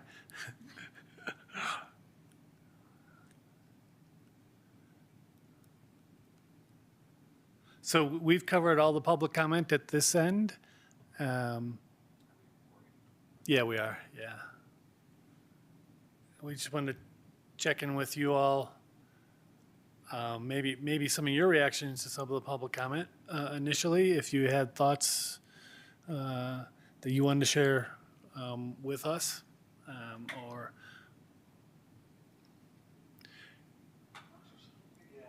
Oh, yeah. Can you hear us? Sorry, we weren't sure if that was directed to us. Yeah. But Yeah, thanks. Yeah, so if you had any thoughts, reactions you want to share with us? I think, one of the things that's really important is we're at a little bit of the sausage making time frame, if you will. And so the comments are really appropriate, really well received, and I think actually consistent with what we heard through the community engagement process in November and into December, that there's not one scenario that specifically exactly matches what the community wants to see, that it is a combination, and there needs to be really thoughtfulness about how we integrate different considerations related to equity, affordability, resilience, climate change, safety in terms of transportation, connectivity, access to services, things like that. So I think really consistent with what we expected to hear and what we heard through the previous engagement process. So I think that would be an initial comment. And then I think we're hopeful that we can turn to Planning Commission to get some direction on some of the more detailed pieces of where you might want to talk through the future land use categories, or what you might want to see in some of the specific areas that were identified within the scenarios. Great, thanks. Commissioner Moline? Yeah, I maybe, I appreciate that. I have maybe one question for you. We got a little bit of public comment there about this notion that people wanted something else, something other, and that there were a lot of kind of outstanding comments that didn't make it into materials. And I'm just wondering, you were, just a minute ago, you were sort of saying, those comments, or what I'm taking from it is that even those comments, you've incorporated those into the scenario planning and that kind of work.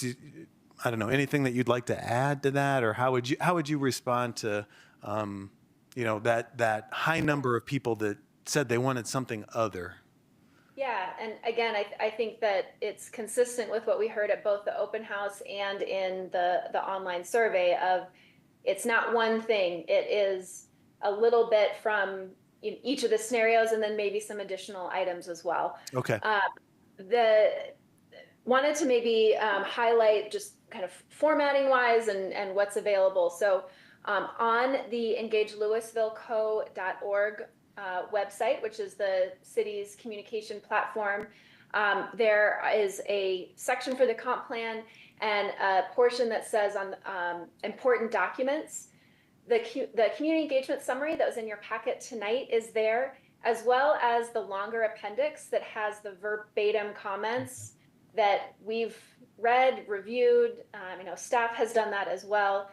And those were incorporated into the community engagement summary. So want to make sure that everyone knows that everything was read and it went into the overall summary report that is in your packet, and all the verbatim comments are available on the website. Outstanding. Thank you very much. Thanks, yeah. Additional discussion on behalf of Commission? Could they put the questions back up that we were supposed to be answering? Thanks. Yes. Yes, absolutely.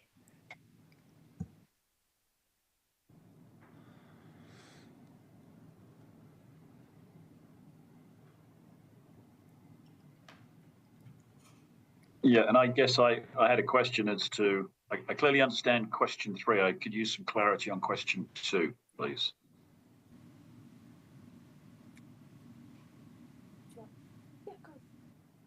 So when we went through the presentation and we looked at each of those 4 different areas, we put future land use approach as kind of where the direction that we're headed.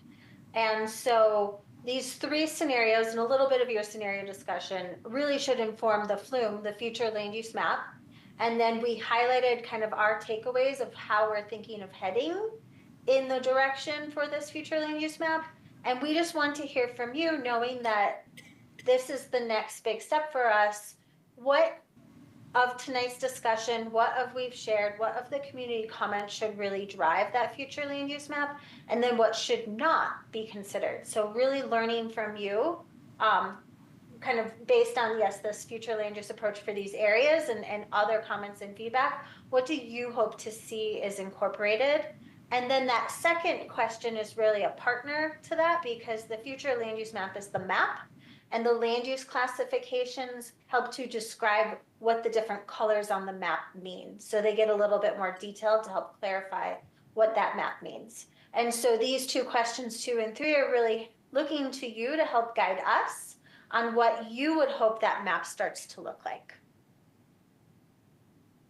Okay, thank you. Could you go back to the definitions slide that shows the different? Yep, this one? Yes, thank you. Yeah. And this is all also in the table on page 7 of the packets. Now, when some of the public feedback was quite concerned about the 4 to 5 story scenarios, is it fair to say that in the open houses, etc., there wasn't a great deal of specificity around stories? I recall seeing pictures, and I think, descriptors, but was it as specific as detailing potential stories in a construction?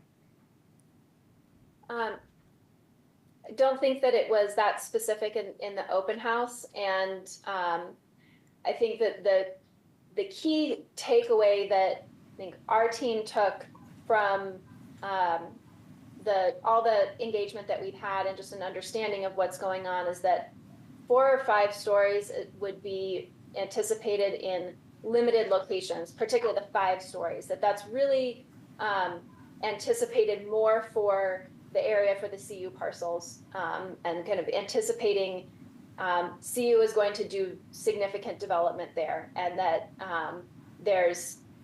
you don't want a 2-story building necessarily right next to a 5-story building. That's a little bit out of character. And so wanting to have that feathering down again, particularly in that McCaslin area, to make sure that that the development just looks consistent and still feels really comfortable. Yeah. And I'll add to that this land use type, this is on page 14 of the community engagement summary. The mixed use high density residential did have an image that went up to 5 stories, and 51% felt that this is just right, or they want to see more. 51% would like to see more of this. 10% of the community or responses that we received were about just right, and about 38% was less of this mixed use high density residential. Okay, thanks. And I think similarly along those lines, there were other land use classifications like office, for example, where I think the consensus was we already have enough and or we don't need more, correct? Yeah. Yes, yeah, that's right. So I guess that would be my stab at answering your first question in the other slide, is are we obligated to find a home for every one of these land use categories, or are we attempting to shortlist a subset of these land use categories? So I think that you need to think a little bit about what do you have as an existing pattern that you want to maintain? And so is there an area of office that works well, feels comfortable, you really wouldn't want to change that in the future? Or is there areas where it's office, it's working okay, but maybe it's an opportunity to introduce the idea of mixed use? And that will inform us on what we do with the future land use map. But I think based off of the feedback that we've heard through the community engagement process, we're not anticipating that we would identify office as a significant land use in the future land use map, because there's not a lot of support for it. It's maybe maintain what you have, but it's not adding any new. Can I just add, I think it might be helpful as we have this discussion about question 2 to be looking at the table 1 in your memo, the FLUM recommendations, FLUM. Because I think those are those, if I understand it correctly, those are what you want us to sort of look at and say, do we think this is in the right direction? Is that right? Yeah, that's right. An example is office, right? That land use category is going to be mostly offices, and we've identified it's potentially three, maybe 4 stories. Actually, I'm sorry. I think you're misunderstanding my question. I think on question 2, aren't we talking about the FLUM, the opportunity area future land use map? And that would be looking at South Boulder Road, downtown Louisville, McCaslin Corridor, the table 1 in your memo. Could you pull that up? Table 1. Yeah, give me just a second because it's not in the presentation. So sorry. Oh, it's okay. It should be it's in the packet. I think it's in the cover memo. It's the same thing as what's in your memo, yeah. It's on page 3 of the cover memo, the staff memo. I'm just trying to get us to the right place here. I feel like it's a little confusing trying to look at the land use types and the FLUM.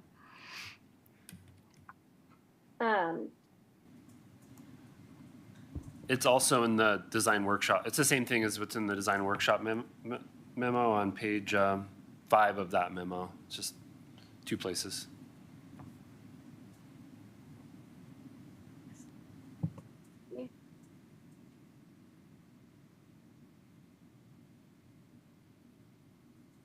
Is this the table, or I didn't go far enough up? Sorry.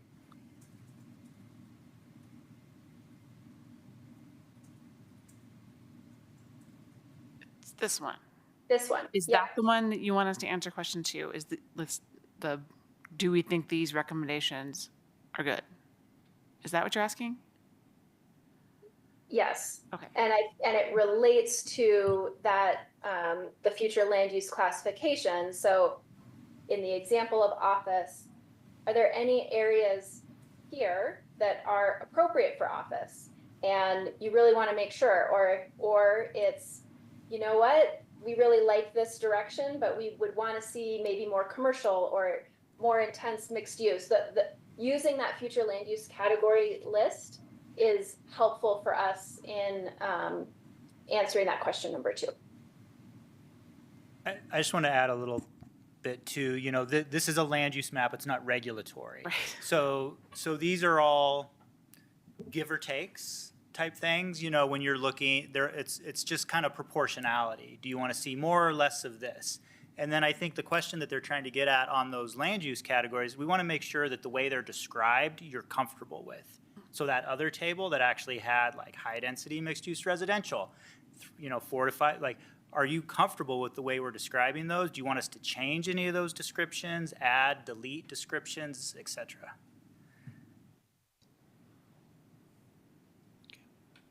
I guess my initial reaction to that question is kind of almost by definition that they seem to be fairly accurate. If there's something that if anybody has any strong reactions to some of that language, welcome that discussion. But my only comment on that is that this whole time that we've been talking about this, I have had a difficulty getting out of my head the images of watching some of my kids play their video games where they're developing these medieval towns, and they drop a farm next to a tavern, and it's like there's this overlay of green and red where one makes somebody happy and one makes somebody sad, right? And I'm thinking about all of these things, and how in that game that's nice because they show these digital overlays of these adjacencies and interactions. And the way that we've looked at this future land use map, they're very, very discrete lines, right, that say this thing that we're talking about stops right here, when there's something on the other side of that street, but there's not really a consideration about it. And so I have a little bit of a difficulty thinking about the definition of, a mixed-use office or something when we're talking about it in this location, when we're not going to say, hey, here's, potentially what happens right across the street. So yeah, and I think we anticipate that a little bit. Like if you take the McCaslin corridor, and I think maybe Jessica was talking to that a little bit about how do you transition between land uses. And again, this is more of a blunt, here's the bigger picture, but I think we're trying to say, yeah, like if you say you want some, commercial land uses, we're not going to say, okay, we want 4 stories right adjacent to single-family residential. That's never going to fly, right? So we're going to have design standards within that realm. But I think the fundamental question is, take the McCaslin corridor, like starting there. Are you okay with limited 4 and maybe 5-story development if it's limited and it's adjacent to US 36? And we can talk more about exactly where that could go. See, when we get a future land use map, it may or may not call out very specific parcels. It might just say within this general area, we want some proportion of this. And then it could say, in no circumstance will we have this within 1,000 feet of a residential area, something like that. And I think it's to that point, right, of thinking about, okay, if we take this area and proportionately it's broken down with this category and this category and this category, I think that's a great way to conceptualize what the potential future situation or condition may be, right? Because we don't know whatever is going to happen. But I think one of the things that, yes, the question was asked, are the definitions right, or should they be tweaked or added or reduced? I think one of the things that gets that whole idea of adjacencies and interactions, especially between the different areas or with the different categories of use types that would be there, one thing that still is missing for me kind of across the board is looking at what happens when you do cross that dotted line, right? And so, for example, industrial, we potentially could enhance that definition of what the industrial would mean to include something that said, has a higher likelihood of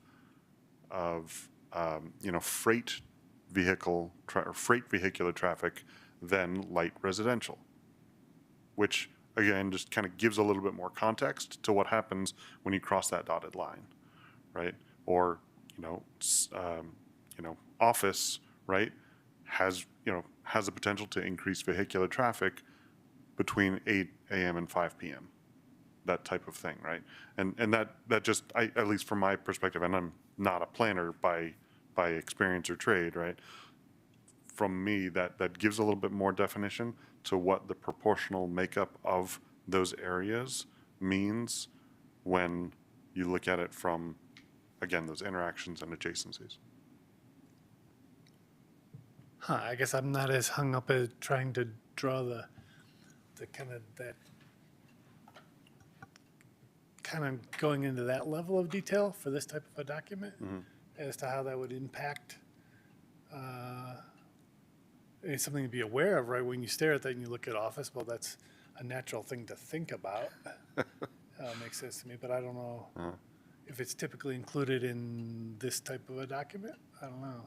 What other people think as far as whether it's trying to, I appreciate, being concerned about adjacencies, but nothing in this document is going to require that a 5-story building be built next to single-family homes. Right. So, Are you looking for more, so just like how many different areas would you want to take into consideration for these definitions of? I don't know, and maybe that's part of why I'm struggling a little bit. You know, when I think of it, it's just I'm trying to reconcile, you know, all of the effort that's gone into this, all of the definition and description, all of the comment and the sentiment from everybody from council to residents to everybody in between, and I think, especially people who are more comfortable with, you know, this type of document or a community planning process, you know, it's easy to forget what it's like not to know the material, and to be able to make it a digestible and usable document for everybody, you know, across the citizenry as well. I think there are opportunities to try to provide a little bit more information to weave the story together, right? To sort of, if I could, Commissioner Choi, so you're saying so you're saying add some more context to these different land use categories to give people a better sense of, you know, mixed use retail. Well, what that's going to mean is beyond that it's, you know, 3 to 4 story buildings and stuff, but it's going to mean this level of like traffic or. Maybe it's even better to think about it from the context of, you know, here's the character, right? And here's what it gives and here's what it takes. You know, for example, medium density residential, right? Here's the definition, the character or the description of what that means that we have. Here's what it gives, you know,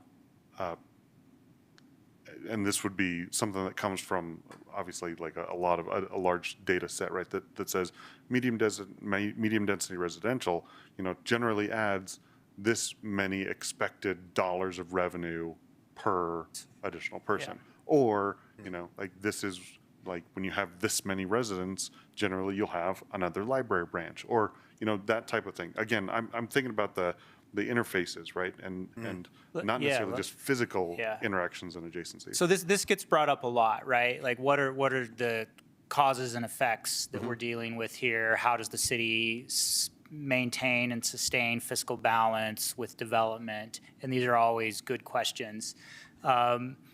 You know, there's a lot of information that are in the background here. We've hired economic and planning systems to do a study. There's things in that study that speak to some of this. You know, there's fiscal analysis you can do. I'm not recommending we do like a really strict fiscal analysis because there's a lot of soft thought, you know, there's a lot of secondary impacts of development and the concept of economic vitality. So I think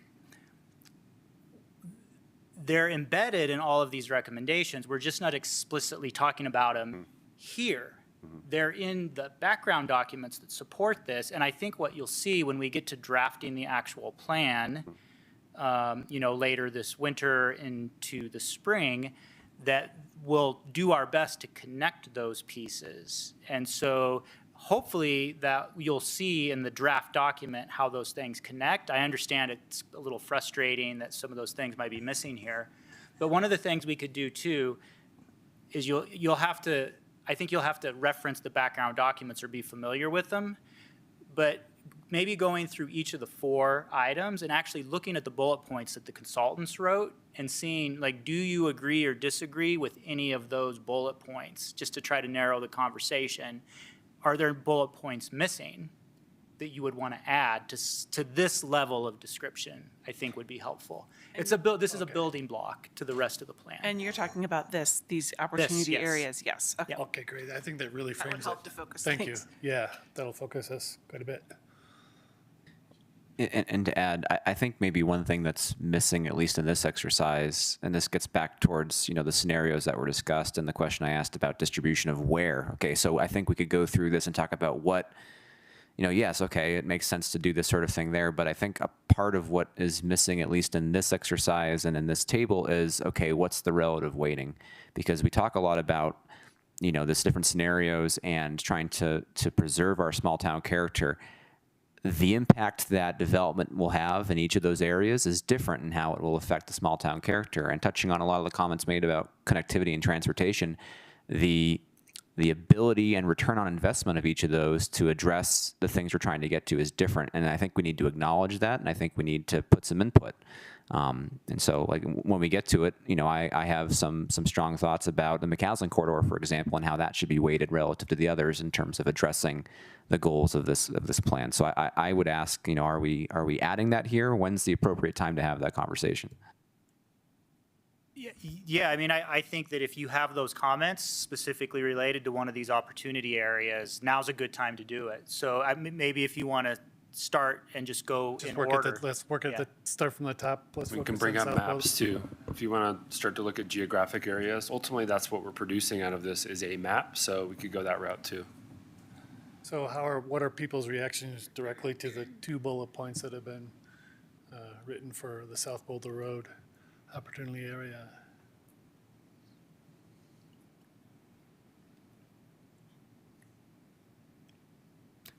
So I would motion that, at a high level, at 10,000 feet, those sorts of development additions would make sense for what we're trying to do. But again, referencing what I just said, I see the South Boulder Road corridor in terms of changing our character. That's probably one area where you would see the biggest change if you added too much. It's, it is the periphery, but it's also South Boulder Road's a major artery going right through the middle of Louisville, and a lot of people take it very regularly. And so if we overload that area with some of these things, you will see increases in traffic and congestion. And, I think a lot of people would say that would negatively affect our small town charm. And so I think we would want to be careful with how and where we do that. And I think we should try to capture that thought in terms of balance in the recommendations for this opportunity area. And I do think, I take your point, if I could just add, and we've heard a lot of comments about concern about the numbers and some of these things, about the numbers of units and all that kind of stuff. And I want to make sure I understand the purpose of this. It's just, like you said, it's not regulatory. It's certainly not mandating any numbers. So I think you make a good point that we're going to want to be thinking about, I guess that's what you meant by waiting. I was not really sure what you meant by waiting when you first said it. Sorry, like waiting, like how, I guess the balance of what goes where, and is one area more heavily added to than another. Waiting, not in like I'm waiting for a bus. I'm weighting things differently on. No, I get that. I was just that. Thank you. That's helpful because I do think for the purposes of this, I don't think we're talking about as far as the comp plan and the kinds of uses that go in here. We're not really talking about numbers. The numbers were for scenarios, but we're not really talking about numbers for this. We're just talking about zoning potential zoning uses and changes that would go in these areas that could facilitate additions, but we're not talking about specific numbers. Right. Yeah.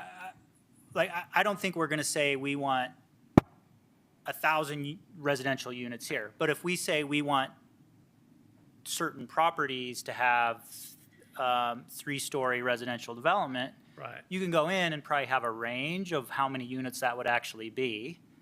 I would also say that, both commercial development and residential development create traffic and they create demands. So at different rates, and it all depends on the density that you build those things out on. I think one of the things that we're hoping for too is we're focusing the development concepts, and the reason we talk so much about transit-oriented development and different densities is it actually supports transit and it supports people's ability to take fewer trips in cars.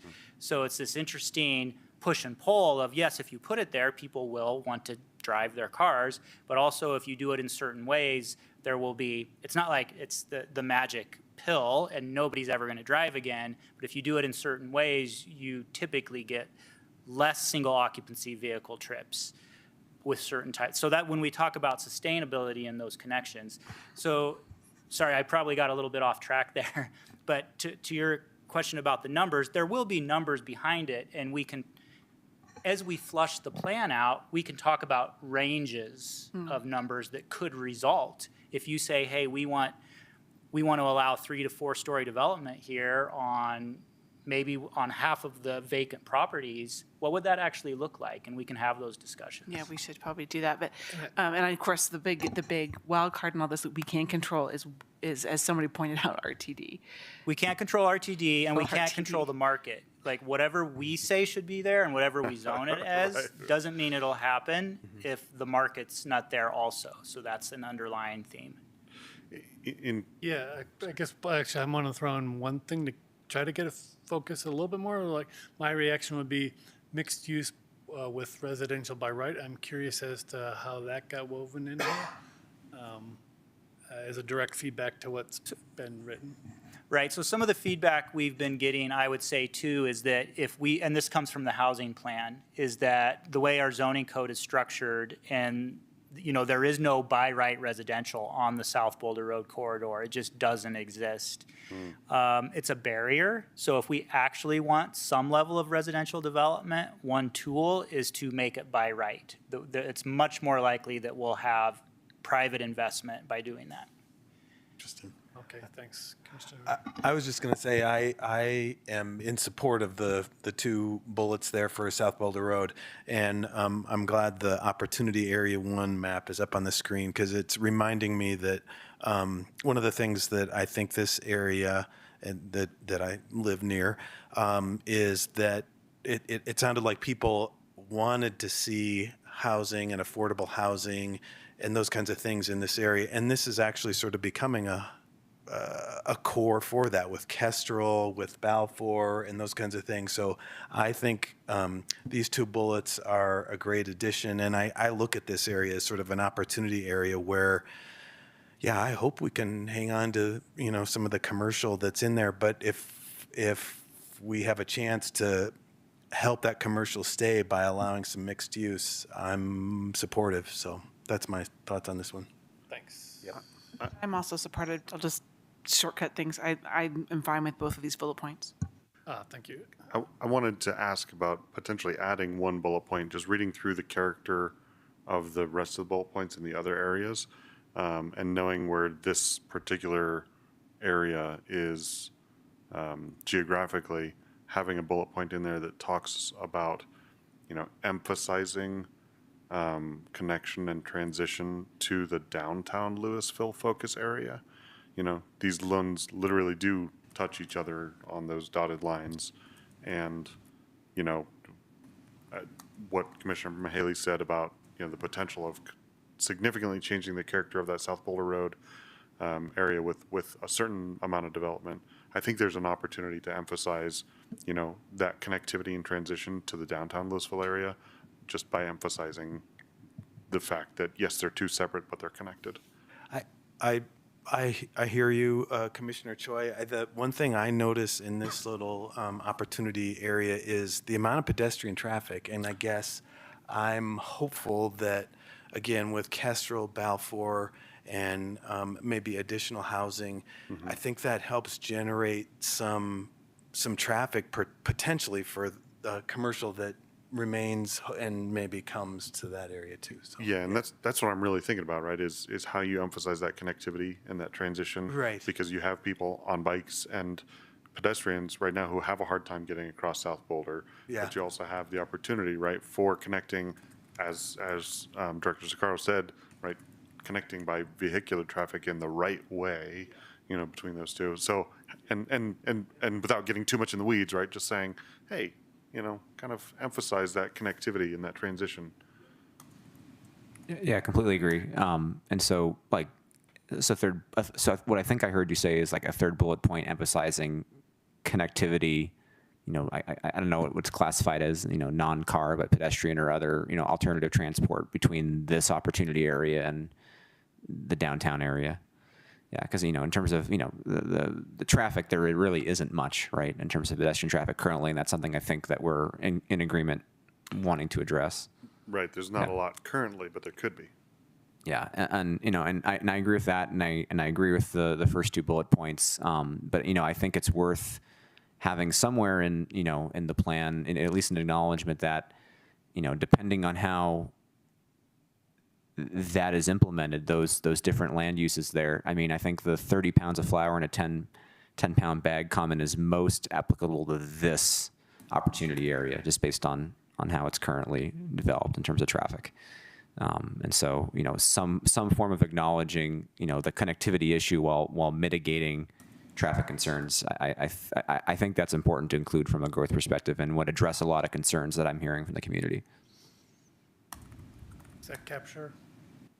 Yeah, I think those are great comments. I don't think we're done with the comments, but we can keep going. But I am curious to see if there's consensus on adding the connectivity. I'm hearing there is. Yeah. Okay. Yeah, I think so.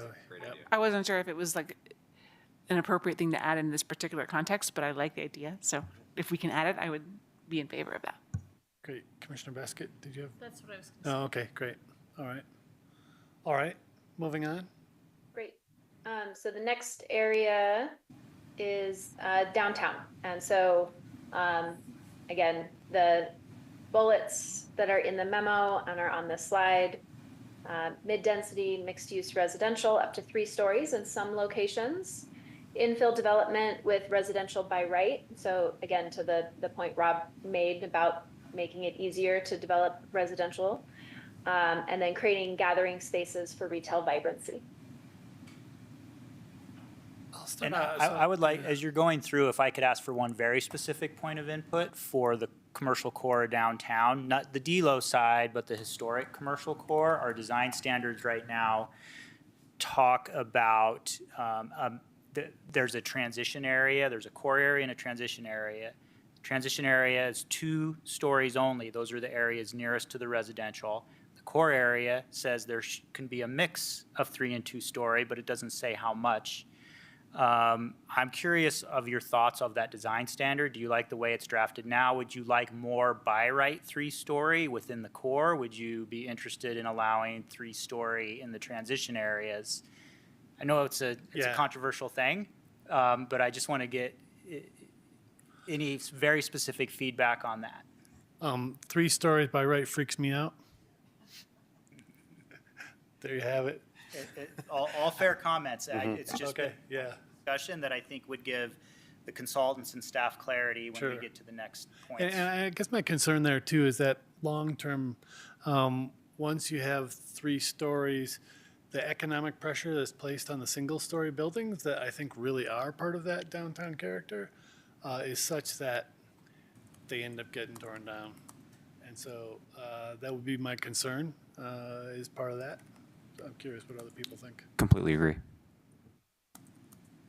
Yeah, I think this one in particular, if there's anywhere to emphasize any efforts around maintaining that small town charm, this is the one. And I know we don't have anything in here that specifically addresses through a bullet point, you know, historic, you know, character, charm, that type of thing. And I don't know if there's an easy way to do that while still addressing the objectives around, you know, responsible growth and development. But I would share. I think what I'm hearing for the historic commercial core is that our current design standards sound like they're about right. They're good. Okay. Yeah. I think so, Which, yeah. you know, there could be more discussion about that, but that's. And even the bullet point of infill development with residential by right concerns me. I like the kind of limiting factor where it says in some locations. I don't know where those would be. That would be kind of on a place by place, right? Yeah, you could go place by. I'm curious about the concept of maybe having commercial development but capping it within certain areas, and then maybe only allowing it on 2nd and 3rd stories so it doesn't take ground floor retail space. So we can play around with those types of concepts, but having it by right would, right now it's a special review use only in the core, again, not in DLO, but in the historic area. So if you say it's residential by right, it doesn't mean everywhere in the historic commercial area. You could put limitations on it, but still allow some by right. Yeah, and you could even say with even in the 2nd and 3rd stories, it's limited to, we can come up with whatever limitation we're comfortable with. So it doesn't have to be all or nothing, I guess, in summary. I'll just offer that I'm more open to some of these, some of this increased density on the, like the D-Low side, I guess, since there is some development over there already. Yep. Where, of course, there will be a train, right? I'm hoping. Anyways, any other reactions to the bullet points for downtown Louisville? I think this is an important one, obviously. It's all important, but So are we suggesting the first bullet point is 2-story? Because it sounds like we're a bit uncomfortable with 3 stories in particular areas downtown. Maybe not all of downtown, but how are we suggesting we amend or rather revise that first bullet point?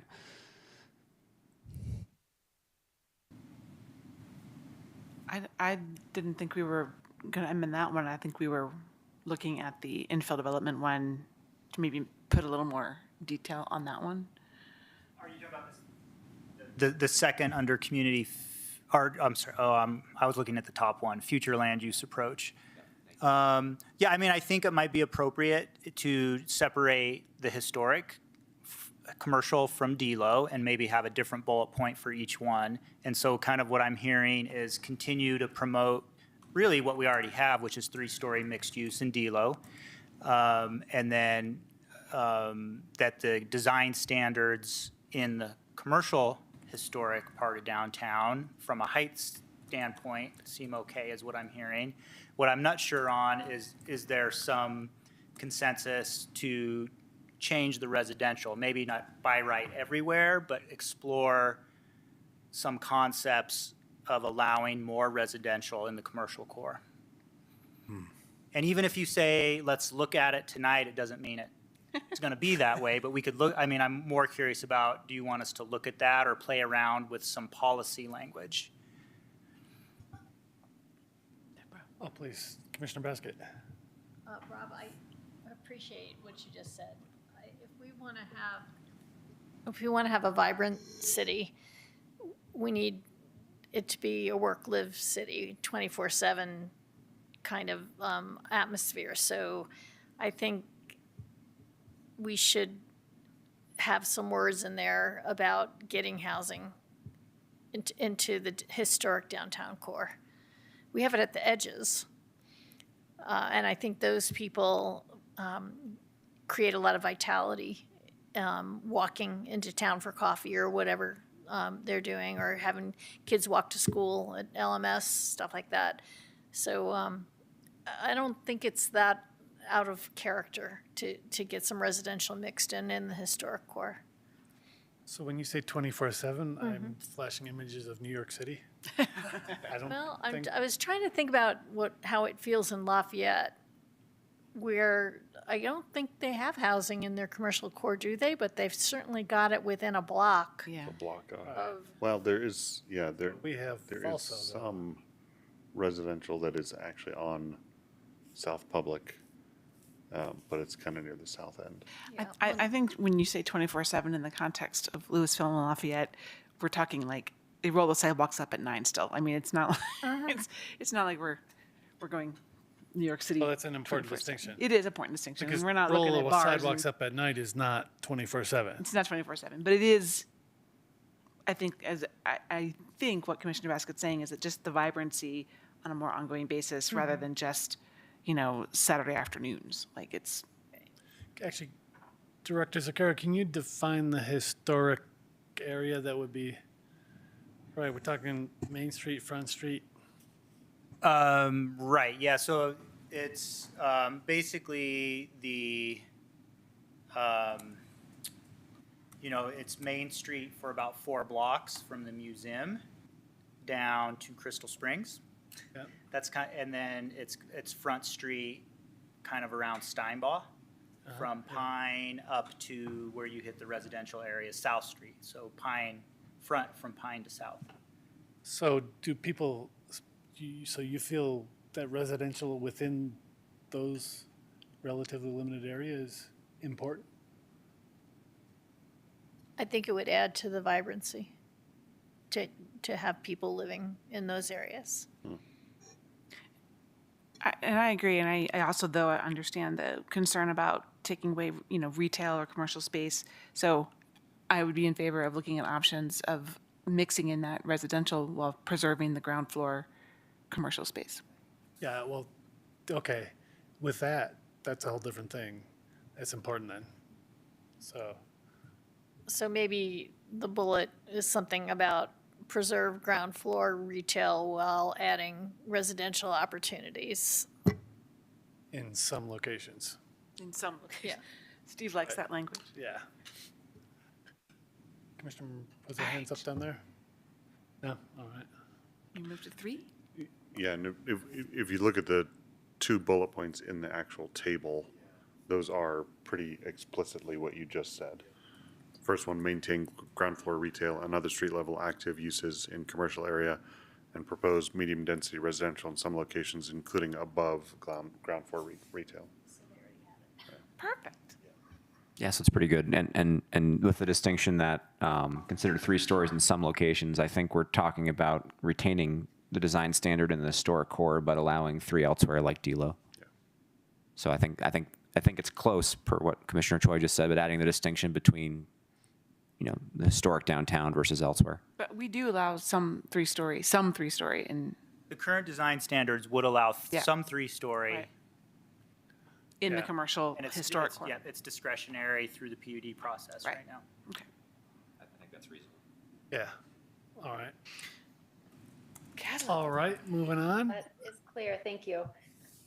So third area is the McCaslin corridor.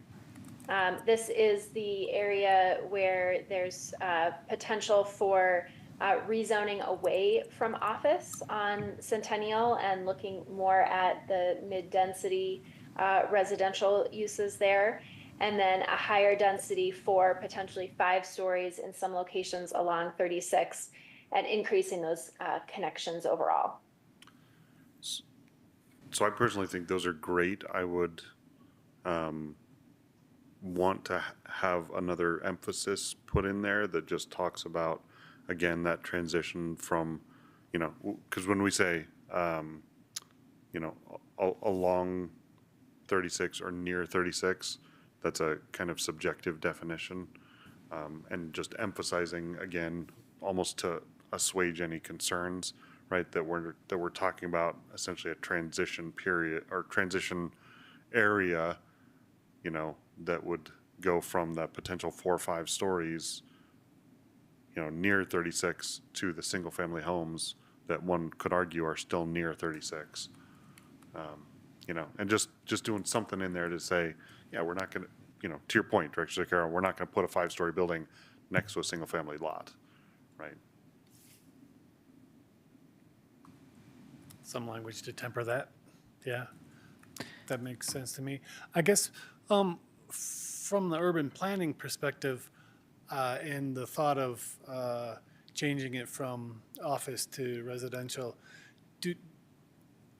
I'm concerned that we'd end up with just kind of little postage stamps randomly scattered throughout that area of residential. And I don't know that works well necessarily. I mean, I guess there's a case that could be made for it, but I am curious as to how that might play out.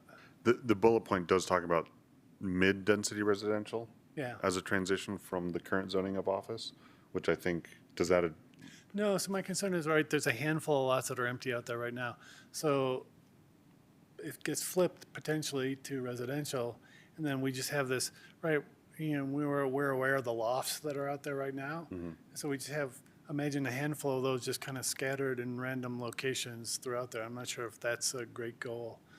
I think residential is somehow, but yeah. And so I think that lends itself well to, adding, and I think it's even in the table, not on the slide there, but talked about mixed use residential.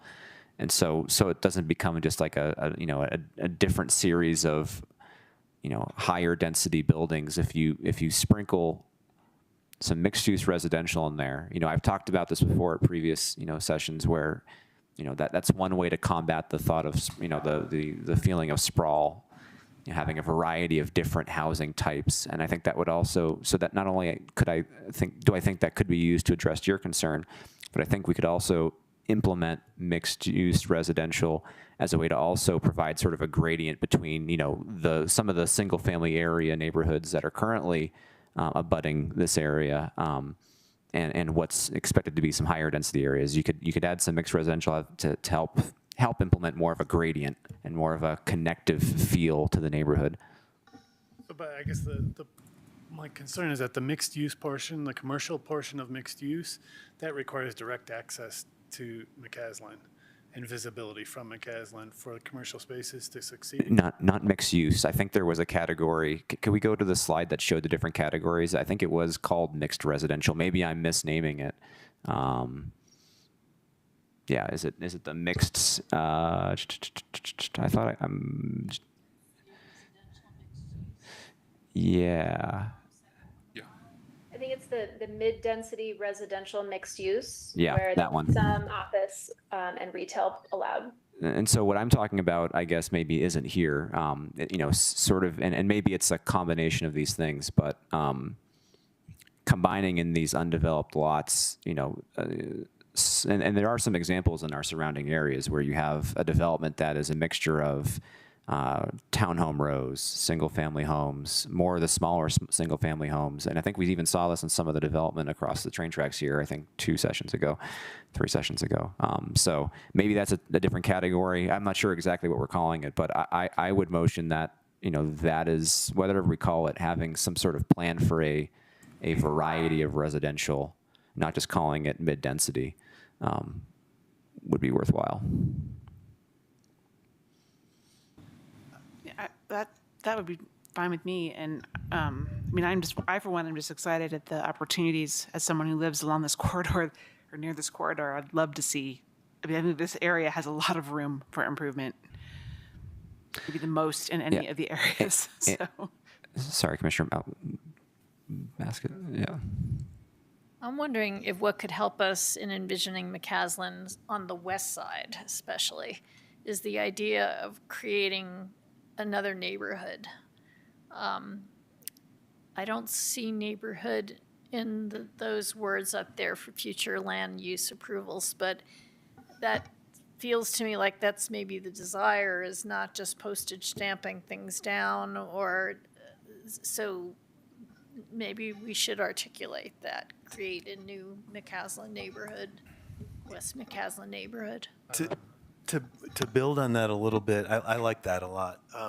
To build on that, I'm almost wondering, is it worth pulling or asking the comp plan, I guess, to incorporate that grid idea concept from the small area plan that was, is that something that Yeah, I know we don't talk a lot about transportation or that infrastructure here, but in the background, I think we're absolutely considering having more of a grid pattern back there would be better. Yeah. And how do you connect the CU development to other development opportunities? Yeah. I think this plan will need to address that with some policies. Mm-hmm.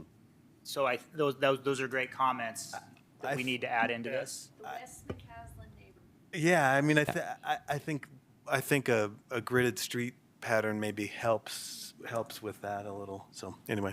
And I do like the idea of focusing here on mid-density or higher residential, because to some of the comments about affordable housing, again, we can't necessarily control the market, but we can control the variety and size, and types of housing that goes in here that might have help to have an impact on providing, more affordable options. Yeah. And this is a good area, I think, to do that with the CU development coming in and being near transportation. It is, and to both Chair's point as well as points made by some other folks, maybe even having specifically called out another bullet point that talks about, focusing or supporting infrastructure to facilitate, the West Mac neighborhood development, at the medium density or whatever it is. Like that's a good thing that, yeah. Yeah, and I appreciate the comment, Commissioner Basket, about a new neighborhood, because I think that's really, I think if you were to put that, I think that people are pointing towards that, and I I would like to make the point, and again, this goes back to my comment on weighting. In my opinion, this opportunity area is the highest opportunity for return on investment in terms of addressing some of our goals for attainable housing and economic vitality, while also mitigating the effect on existing neighborhoods. This area, as you know, is built for way more, density and development than is currently there, right? The huge boulevards that are unused, right? And so you could add this West McCaslin neighborhood while maintaining and preserving the small town charm and the other neighborhoods. And I think you get that more there than you would anywhere else in the opportunity areas. And I think it's, and in my opinion, I think in the comp plan, I think we need to acknowledge that if others agree. And so, that's really where I've been driving with my comment on weighting is I think this is the highest opportunity area for return on investment in terms of a lot of the priority areas we've talked about. I guess we can trademark West Mac, but I'm concerned about East McCaslin too. And we do want to think of it as the big picture because it is all one with McCaslin cutting through it. But Yeah, I completely agree. so, yeah, I'm not sure. Some thought of developing neighborhood in there, though, I think would speak well, or would help out the understanding of what it could be. Any other additional thoughts? All right. I really like that they have the ad parks and trail connections because I think this area also is particularly well suited for that. Yeah, definitely. Commissioner Bangs, we still see a tiny little picture of you. Feel free to chime in anytime you want, though. Okay, thank you, will do. Excellent. All right. Opportunity area number 4. Right. Area 4 is, Red Tail Ridge. Sorry, I got mouse issues. Red Tail Ridge is, as we talked about, really a lot of opportunity potentially here. The mid to higher density housing of 3 to 4 stories. Opportunities for continuing to see some office and industrial uses as well. And then real importance, and we heard quite a bit, transit connections, multimodal connections, green space and trails to really make this an integrated piece kind of within itself as a neighborhood, but also into the rest of Louisville. At 9:09 p.m., we jump on Red Tail Ridge. Ouch. Oh, I'll let anybody start on this one who wants to speak to it, but. I'll throw a comment in just to get it going. The mid to high density housing thing, 3 to 4 stories, has me concerned, and I know there's a lot of public commentary that's consistent with that. And part of it is, if we do just what is said there without some qualifiers or guidance, I don't think it'll feel like Louisville. I think it'll feel like an extension of the Broomfield corner there, the Via Vara area. And so it won't feel like Louisville. That part of town, I think they're economically more connected to Broomfield than here. And so I think we need to be careful here for a variety of reasons, goes without saying. And so, so the mid to high density part concerns me a little bit. And I know that's not novel, but just throwing it out there. I don't know that it's the mid to high density that concerns me as much as the fact that I don't think it'll ever feel like part of Louisville. It really does feel like more of the Broomfield adjacent areas. And I just kind of rip that Band-Aid off because at times we've heard pitches by developers say, oh, we're going to weave ourselves into the community character, and it's out there. Right. I drive past it somewhat regularly. Although, looking at the map, are there opportunities with the Avista moving to sort of connect with the Coal Creek Ranch neighborhood through that Avista parcel? And I think that's something we should call out. And I think it was discussed during the presentation that there are opportunities there, and I'd like to call that out specifically, that we could try to connect this piece by focusing on some sort of residential or mixed-use residential, in that parcel, in the Avista parcel. And similarly, and I think we've seen elements of this, if there is residential, having it be walkable and in very close proximity to the Monarch area, you know, from a connectivity issue. If there were residential, and I'm not saying we should have a high level there, but if there were, you in my opinion, you would need to implement it in that fashion. So it's connected to. I love your point about, you know, Coal Creek Ranch and having it connect there, but also to the school. You know, because, you know, a lot of schools here in Louisville, to me, you know, and I'm, you know, up at Coal Creek Elementary, it you know, that's a neighborhood feel school, and I know a lot of the schools here have that neighborhood feel, but Monarch doesn't have that. And I think maybe if we do, you know, if we do have residential there, I think we could address that. Talk to any parents who have to drive in there on a regular basis, I'll tell you that. But, and of course, there's also the conversation I hope someday we'll get to have about the other route out of Monarch. But, right. But I think there are opportunities to connect. You know, you know, when I lived briefly over in Coal Creek Ranch, the north, you know, I did see kids walking. There are some, the city's done a nice job with doing some of those paths and making that more walkable for the kids. And I think there are opportunities for Red Tail Ridge to be able to connect that way as well. And it would be a really attractive area, I think, for people who want to go to Monarch. And that is part of what has been approved by council at this point already, is that connectivity, I think, pretty clearly. But setting that aside, though, I guess one of my thoughts is, somebody commented on saying that there could be 60,000 residents. I don't see that in any of this presentation, that it would grow to 60,000. So they're referring to the new state State Bill 1313, the transit-oriented development bill, where it calls for the really high-density housing along the bus routes. Right. And the dash route especially goes through the majority of town. And so if you implemented it without any adjustments, it's a big number. Right. So we're still working with the state on how to implement that bill. I don't think anybody's thinking we're going to rezone or plan for that many with this plan. The way I heard the comment was that this comp plan had the potential to lead to that directly. So yeah, I think we're looking more like the housing study. We're trying to live within the realm from a residential standpoint. How do we get economic vitality? Like, employment growth hasn't been our issue in the last 10 years. Right. Not at all. We've doubled our employment base, while our residential base has grown, but not nearly at the same rate. But the housing plan's calling for something like 3,000, 3,500 residential units of different types. You know, we have kind of some targets and goals, not the number of units, but the mix. But the point is we're zoned for about 400-ish. Right. So we'd have to make land use changes to hit our goals. So I'm curious how the commissioners feel about that happening out here.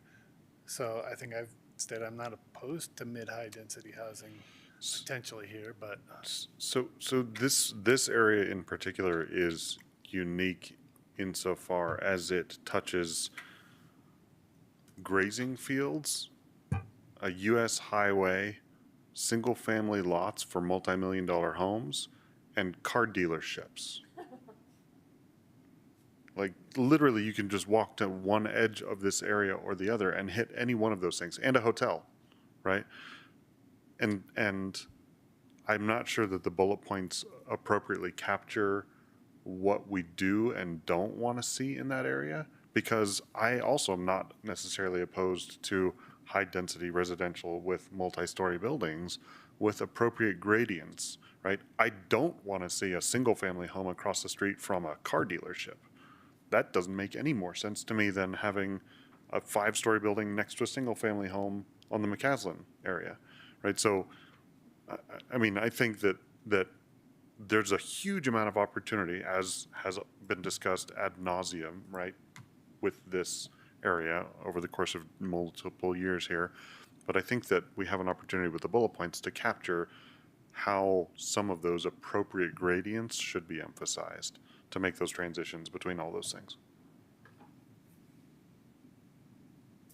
other commissioner thoughts on that? I think that makes sense. I'm not sure how you word it in this particular context, but I do think it makes sense to acknowledge that. And, you know, I do hear the concerns about Red Tail Ridge changing the nature of the community, but as you pointed out, it's sort of off on the edge, and I don't think it's going to change the feel of Old Town. I mean, they're separated enough. But I do think, so I'm not that concerned about it looking like the Broomfield corner there, because it is by 36. There are like to Colin's point, there are car dealerships there, and other big, retail kinds of uses. So I'm rambling now. I'll shut up. It's late. One of the buzzwords in planning is context sensitive. So we could maybe throw something in there. We'll know what that means. Like if you say housing, but it has to be context sensitive, that means you don't put really high density up in the, near Coal Creek Ranch. Like you don't do that. You have to, we keep talking about feathering and transitioning, being context sensitive. So I think we could have some language in here as we advance this concept about that. Yeah, I think that would lend well. Commissioner Mahaley. And also regarding the green space and trails, we've heard a number of comments about open space, and I'm familiar with a number of the debates in the past about red tail and the open space. And in the comp plan, I think it was the comp plan previous, it talked about buffer space between Louisville and other communities, and that's one of the nice things I think we've done here, in the past, is preserve those open spaces between Louisville and other, our neighbors, and so. Acknowledging that and acknowledging, the desire for retaining some of that open space, aside from just add green spaces, I think that is consistent with what a lot of the feedback I've heard so far. And so I'm not sure exactly how to do that, and how and where you'd have that buffer space or where you'd call it, but, preserving and maintaining the open nature of that area strategically to help address some of the challenges and concerns that Commissioner Choi brought up, I think would be important to add here. Thank you. What are other thoughts in reaction to the bullet points? Both, I guess, on this screen, should we bounce to the other bullet point page for? Back to table 1. Yeah, table 1. Yeah. Thanks. That's what I meant.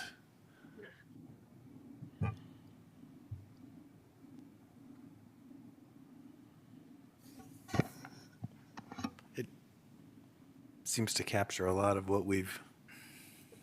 some of what we've spoken about. I guess I'd really like to see us talk or have some of the bullet points address the connection that we talked about to, what was it, Coal Creek Ranch and around the school as a way to try and sort of integrate red tail residential into that part of Louisville and the kind of school environment. I really like the thinking around that.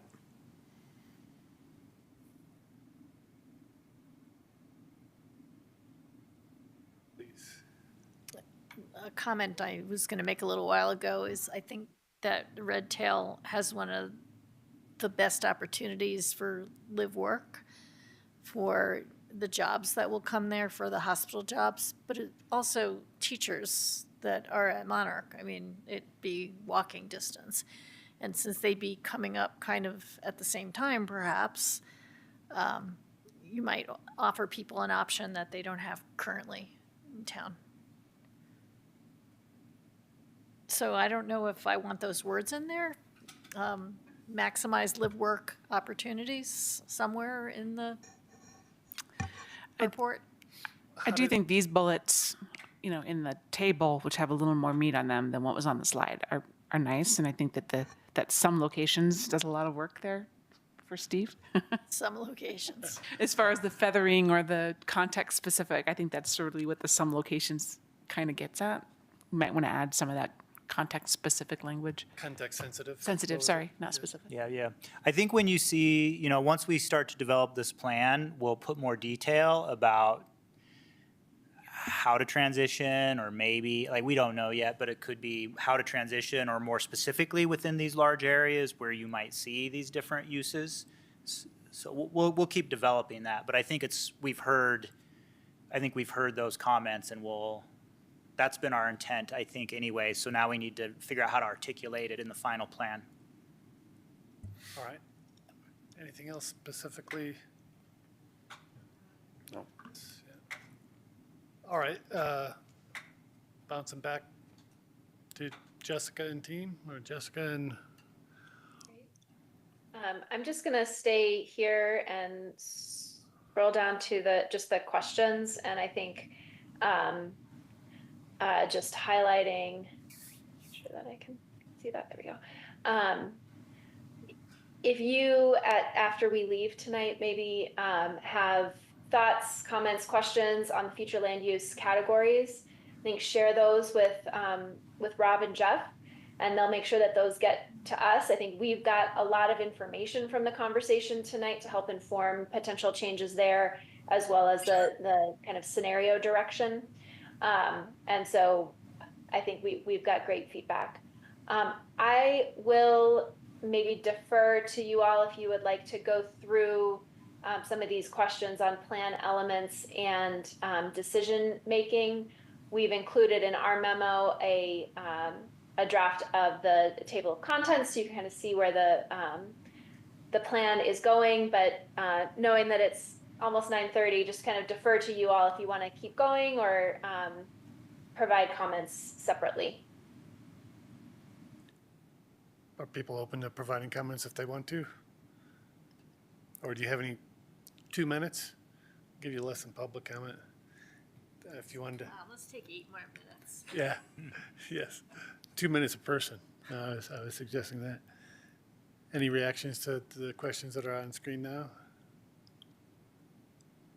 I mean, I will say just, I had a pretty strong reaction. At one point, there was a proposal before us that would have allowed for potentially 6,000 people at Red Tail, and that threw me off a little bit. So when you ask how much housing is right for the future of Louisville, that seemed like a big number to me at that point in time. I'd have to see it, see it kind of in a bigger context and see how that would be spread, but that's one reaction to this plan, the C plan elements, how much housing is right for the future of Louisville. I find that to be a difficult question. Yeah. Because the future, we can't, I don't know. I mean, I think that the whole point of this is to provide a structure under which we can have the flexibility to meet the future needs as they arise. I know that there's a lot of fear, and we've heard it tonight, about huge numbers of potential people coming in. And I mean, none of us, I think, envision a community of 80,000 here in East Boulder County. But, the number is somewhere, more than none and way less than 80,000. Right. Yeah. And I don't know, it's just hard to tell because, again, we don't know what the market's going to do. We just have to have the tools in place to be able to address needs as they arise in the future.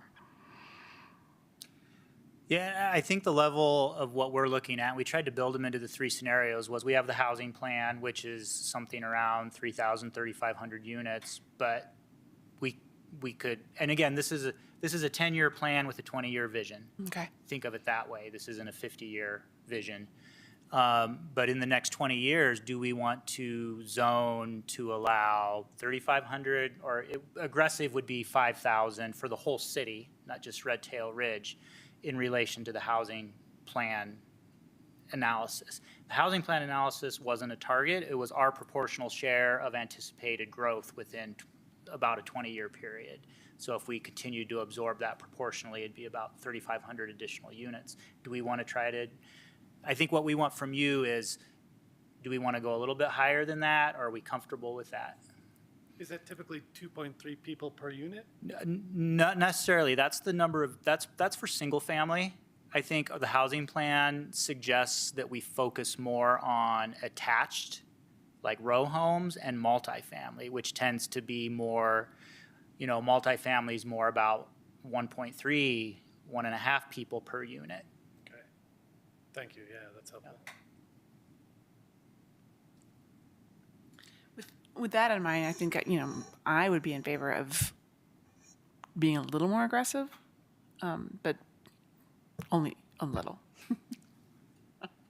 We have to do this thoughtfully, right? And in the right places, yeah. In the right places, right? I think it's important to hear the fears of the community. So I am not comfortable being more aggressive than the goals that we've talked about through the housing plan.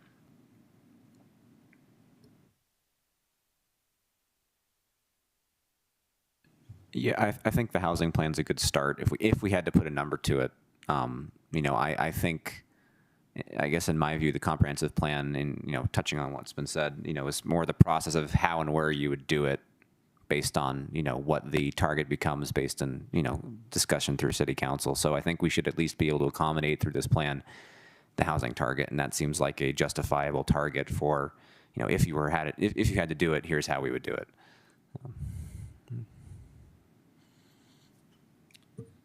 Everybody's giving their 2 cents, so I will as well. If we did Your microphone on? it's always on. If we looked at the housing plan through the analysis of the projected growth of our share of what Boulder County is going to do, and we did it next year, the number would be completely different because it's just based on historical statistical data. So tagging a specific number to this right now is only happenstance that it aligns with whatever number came up with whatever data set we're looking at. So it's in my opinion, it's kind of a fool's errand to try to state a specific number because we don't know what's going to happen tomorrow or the next year or the next time we do the analysis or the regression.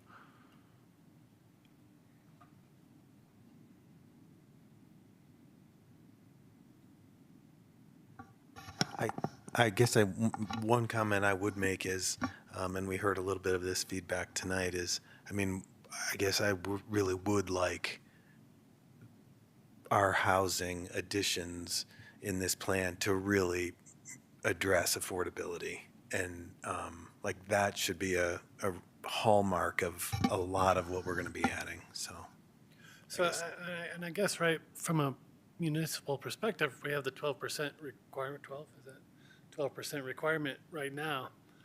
There's nothing in play to increase that at this point from requirement level. Right. Yeah. So the housing plan is multi-tiered. It doesn't suggest that it's part of solving the housing problem is having attainable housing too. So we talk about the capital A affordable and then just affordable. So the housing plan focuses on capital A, which is deed restricted, which is that 12% that we have in our ordinance now.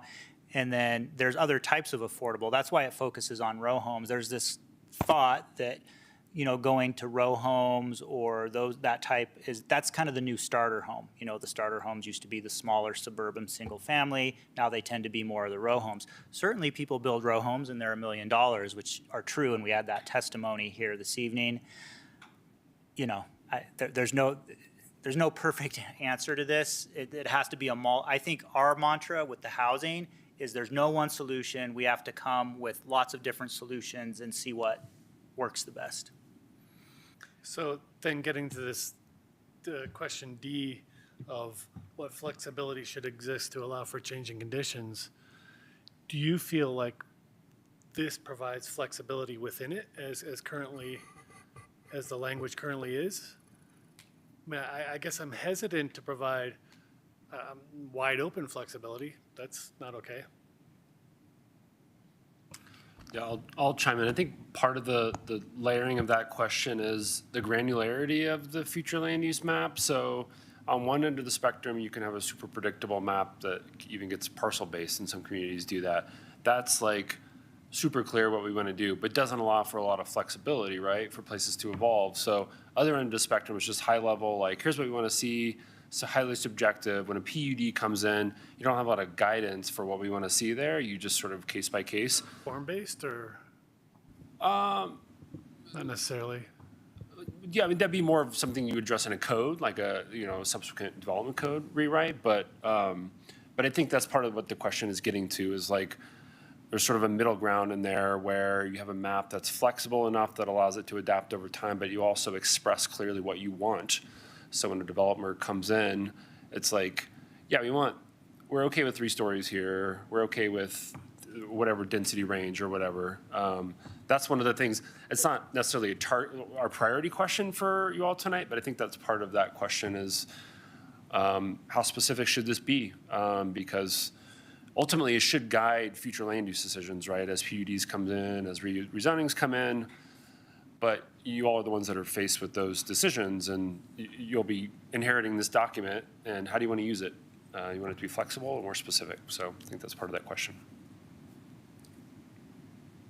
And I'm thinking I might have more feedback on the next iteration, kind of. Yeah. When we drill down a little bit further for granularity. Any other? Not on that, but I do have one. I just want to emphasize on that question C on plan elements. I do want to make sure that we are cognizant of infrastructure aspects in this whole thing, because that's, we heard that several times tonight, and I hear it from friends and neighbors, family members, concerns about transportation, utilities, and services when we add a lot of residential development. Making sure that we're incorporating those questions as we're considering adding houses. Yeah. Great. Anything else for this evening? Thank you. Okay. Yeah, did you have anything else that might not be all of those questions answered in great detail, but maybe we can revisit some of those as the process proceeds? Yeah, that sounds wonderful. All right. Thanks for the time tonight. Really appreciate really helpful comments from the community and from the commission as we move forward on iterating this. So thank you. Thank you. Okay, yeah, go ahead. Just one. So if we do look at these questions and think, oh, I wish I would have added something, it is okay to drop you a line? Please do. Please do, yeah. Sooner than later, but please do, yeah. Everybody's encouraged to. We're expecting a 5th opportunity area from all of you in the next week. Yes. We're going to go 3-dimensional and yeah. All right. Moving along then, Planning Commission comments, seeing none. Staff comments? No. No, okay, great. We've got a few things. Oh, do you need those dates now? And these look like we're good to look at these other 2, ADUs and inclusionary housing ordinance in February. Great, cool. That's exciting. Yeah. Motion to adjourn. Second. All in favor? Aye. Aye. Thank you all.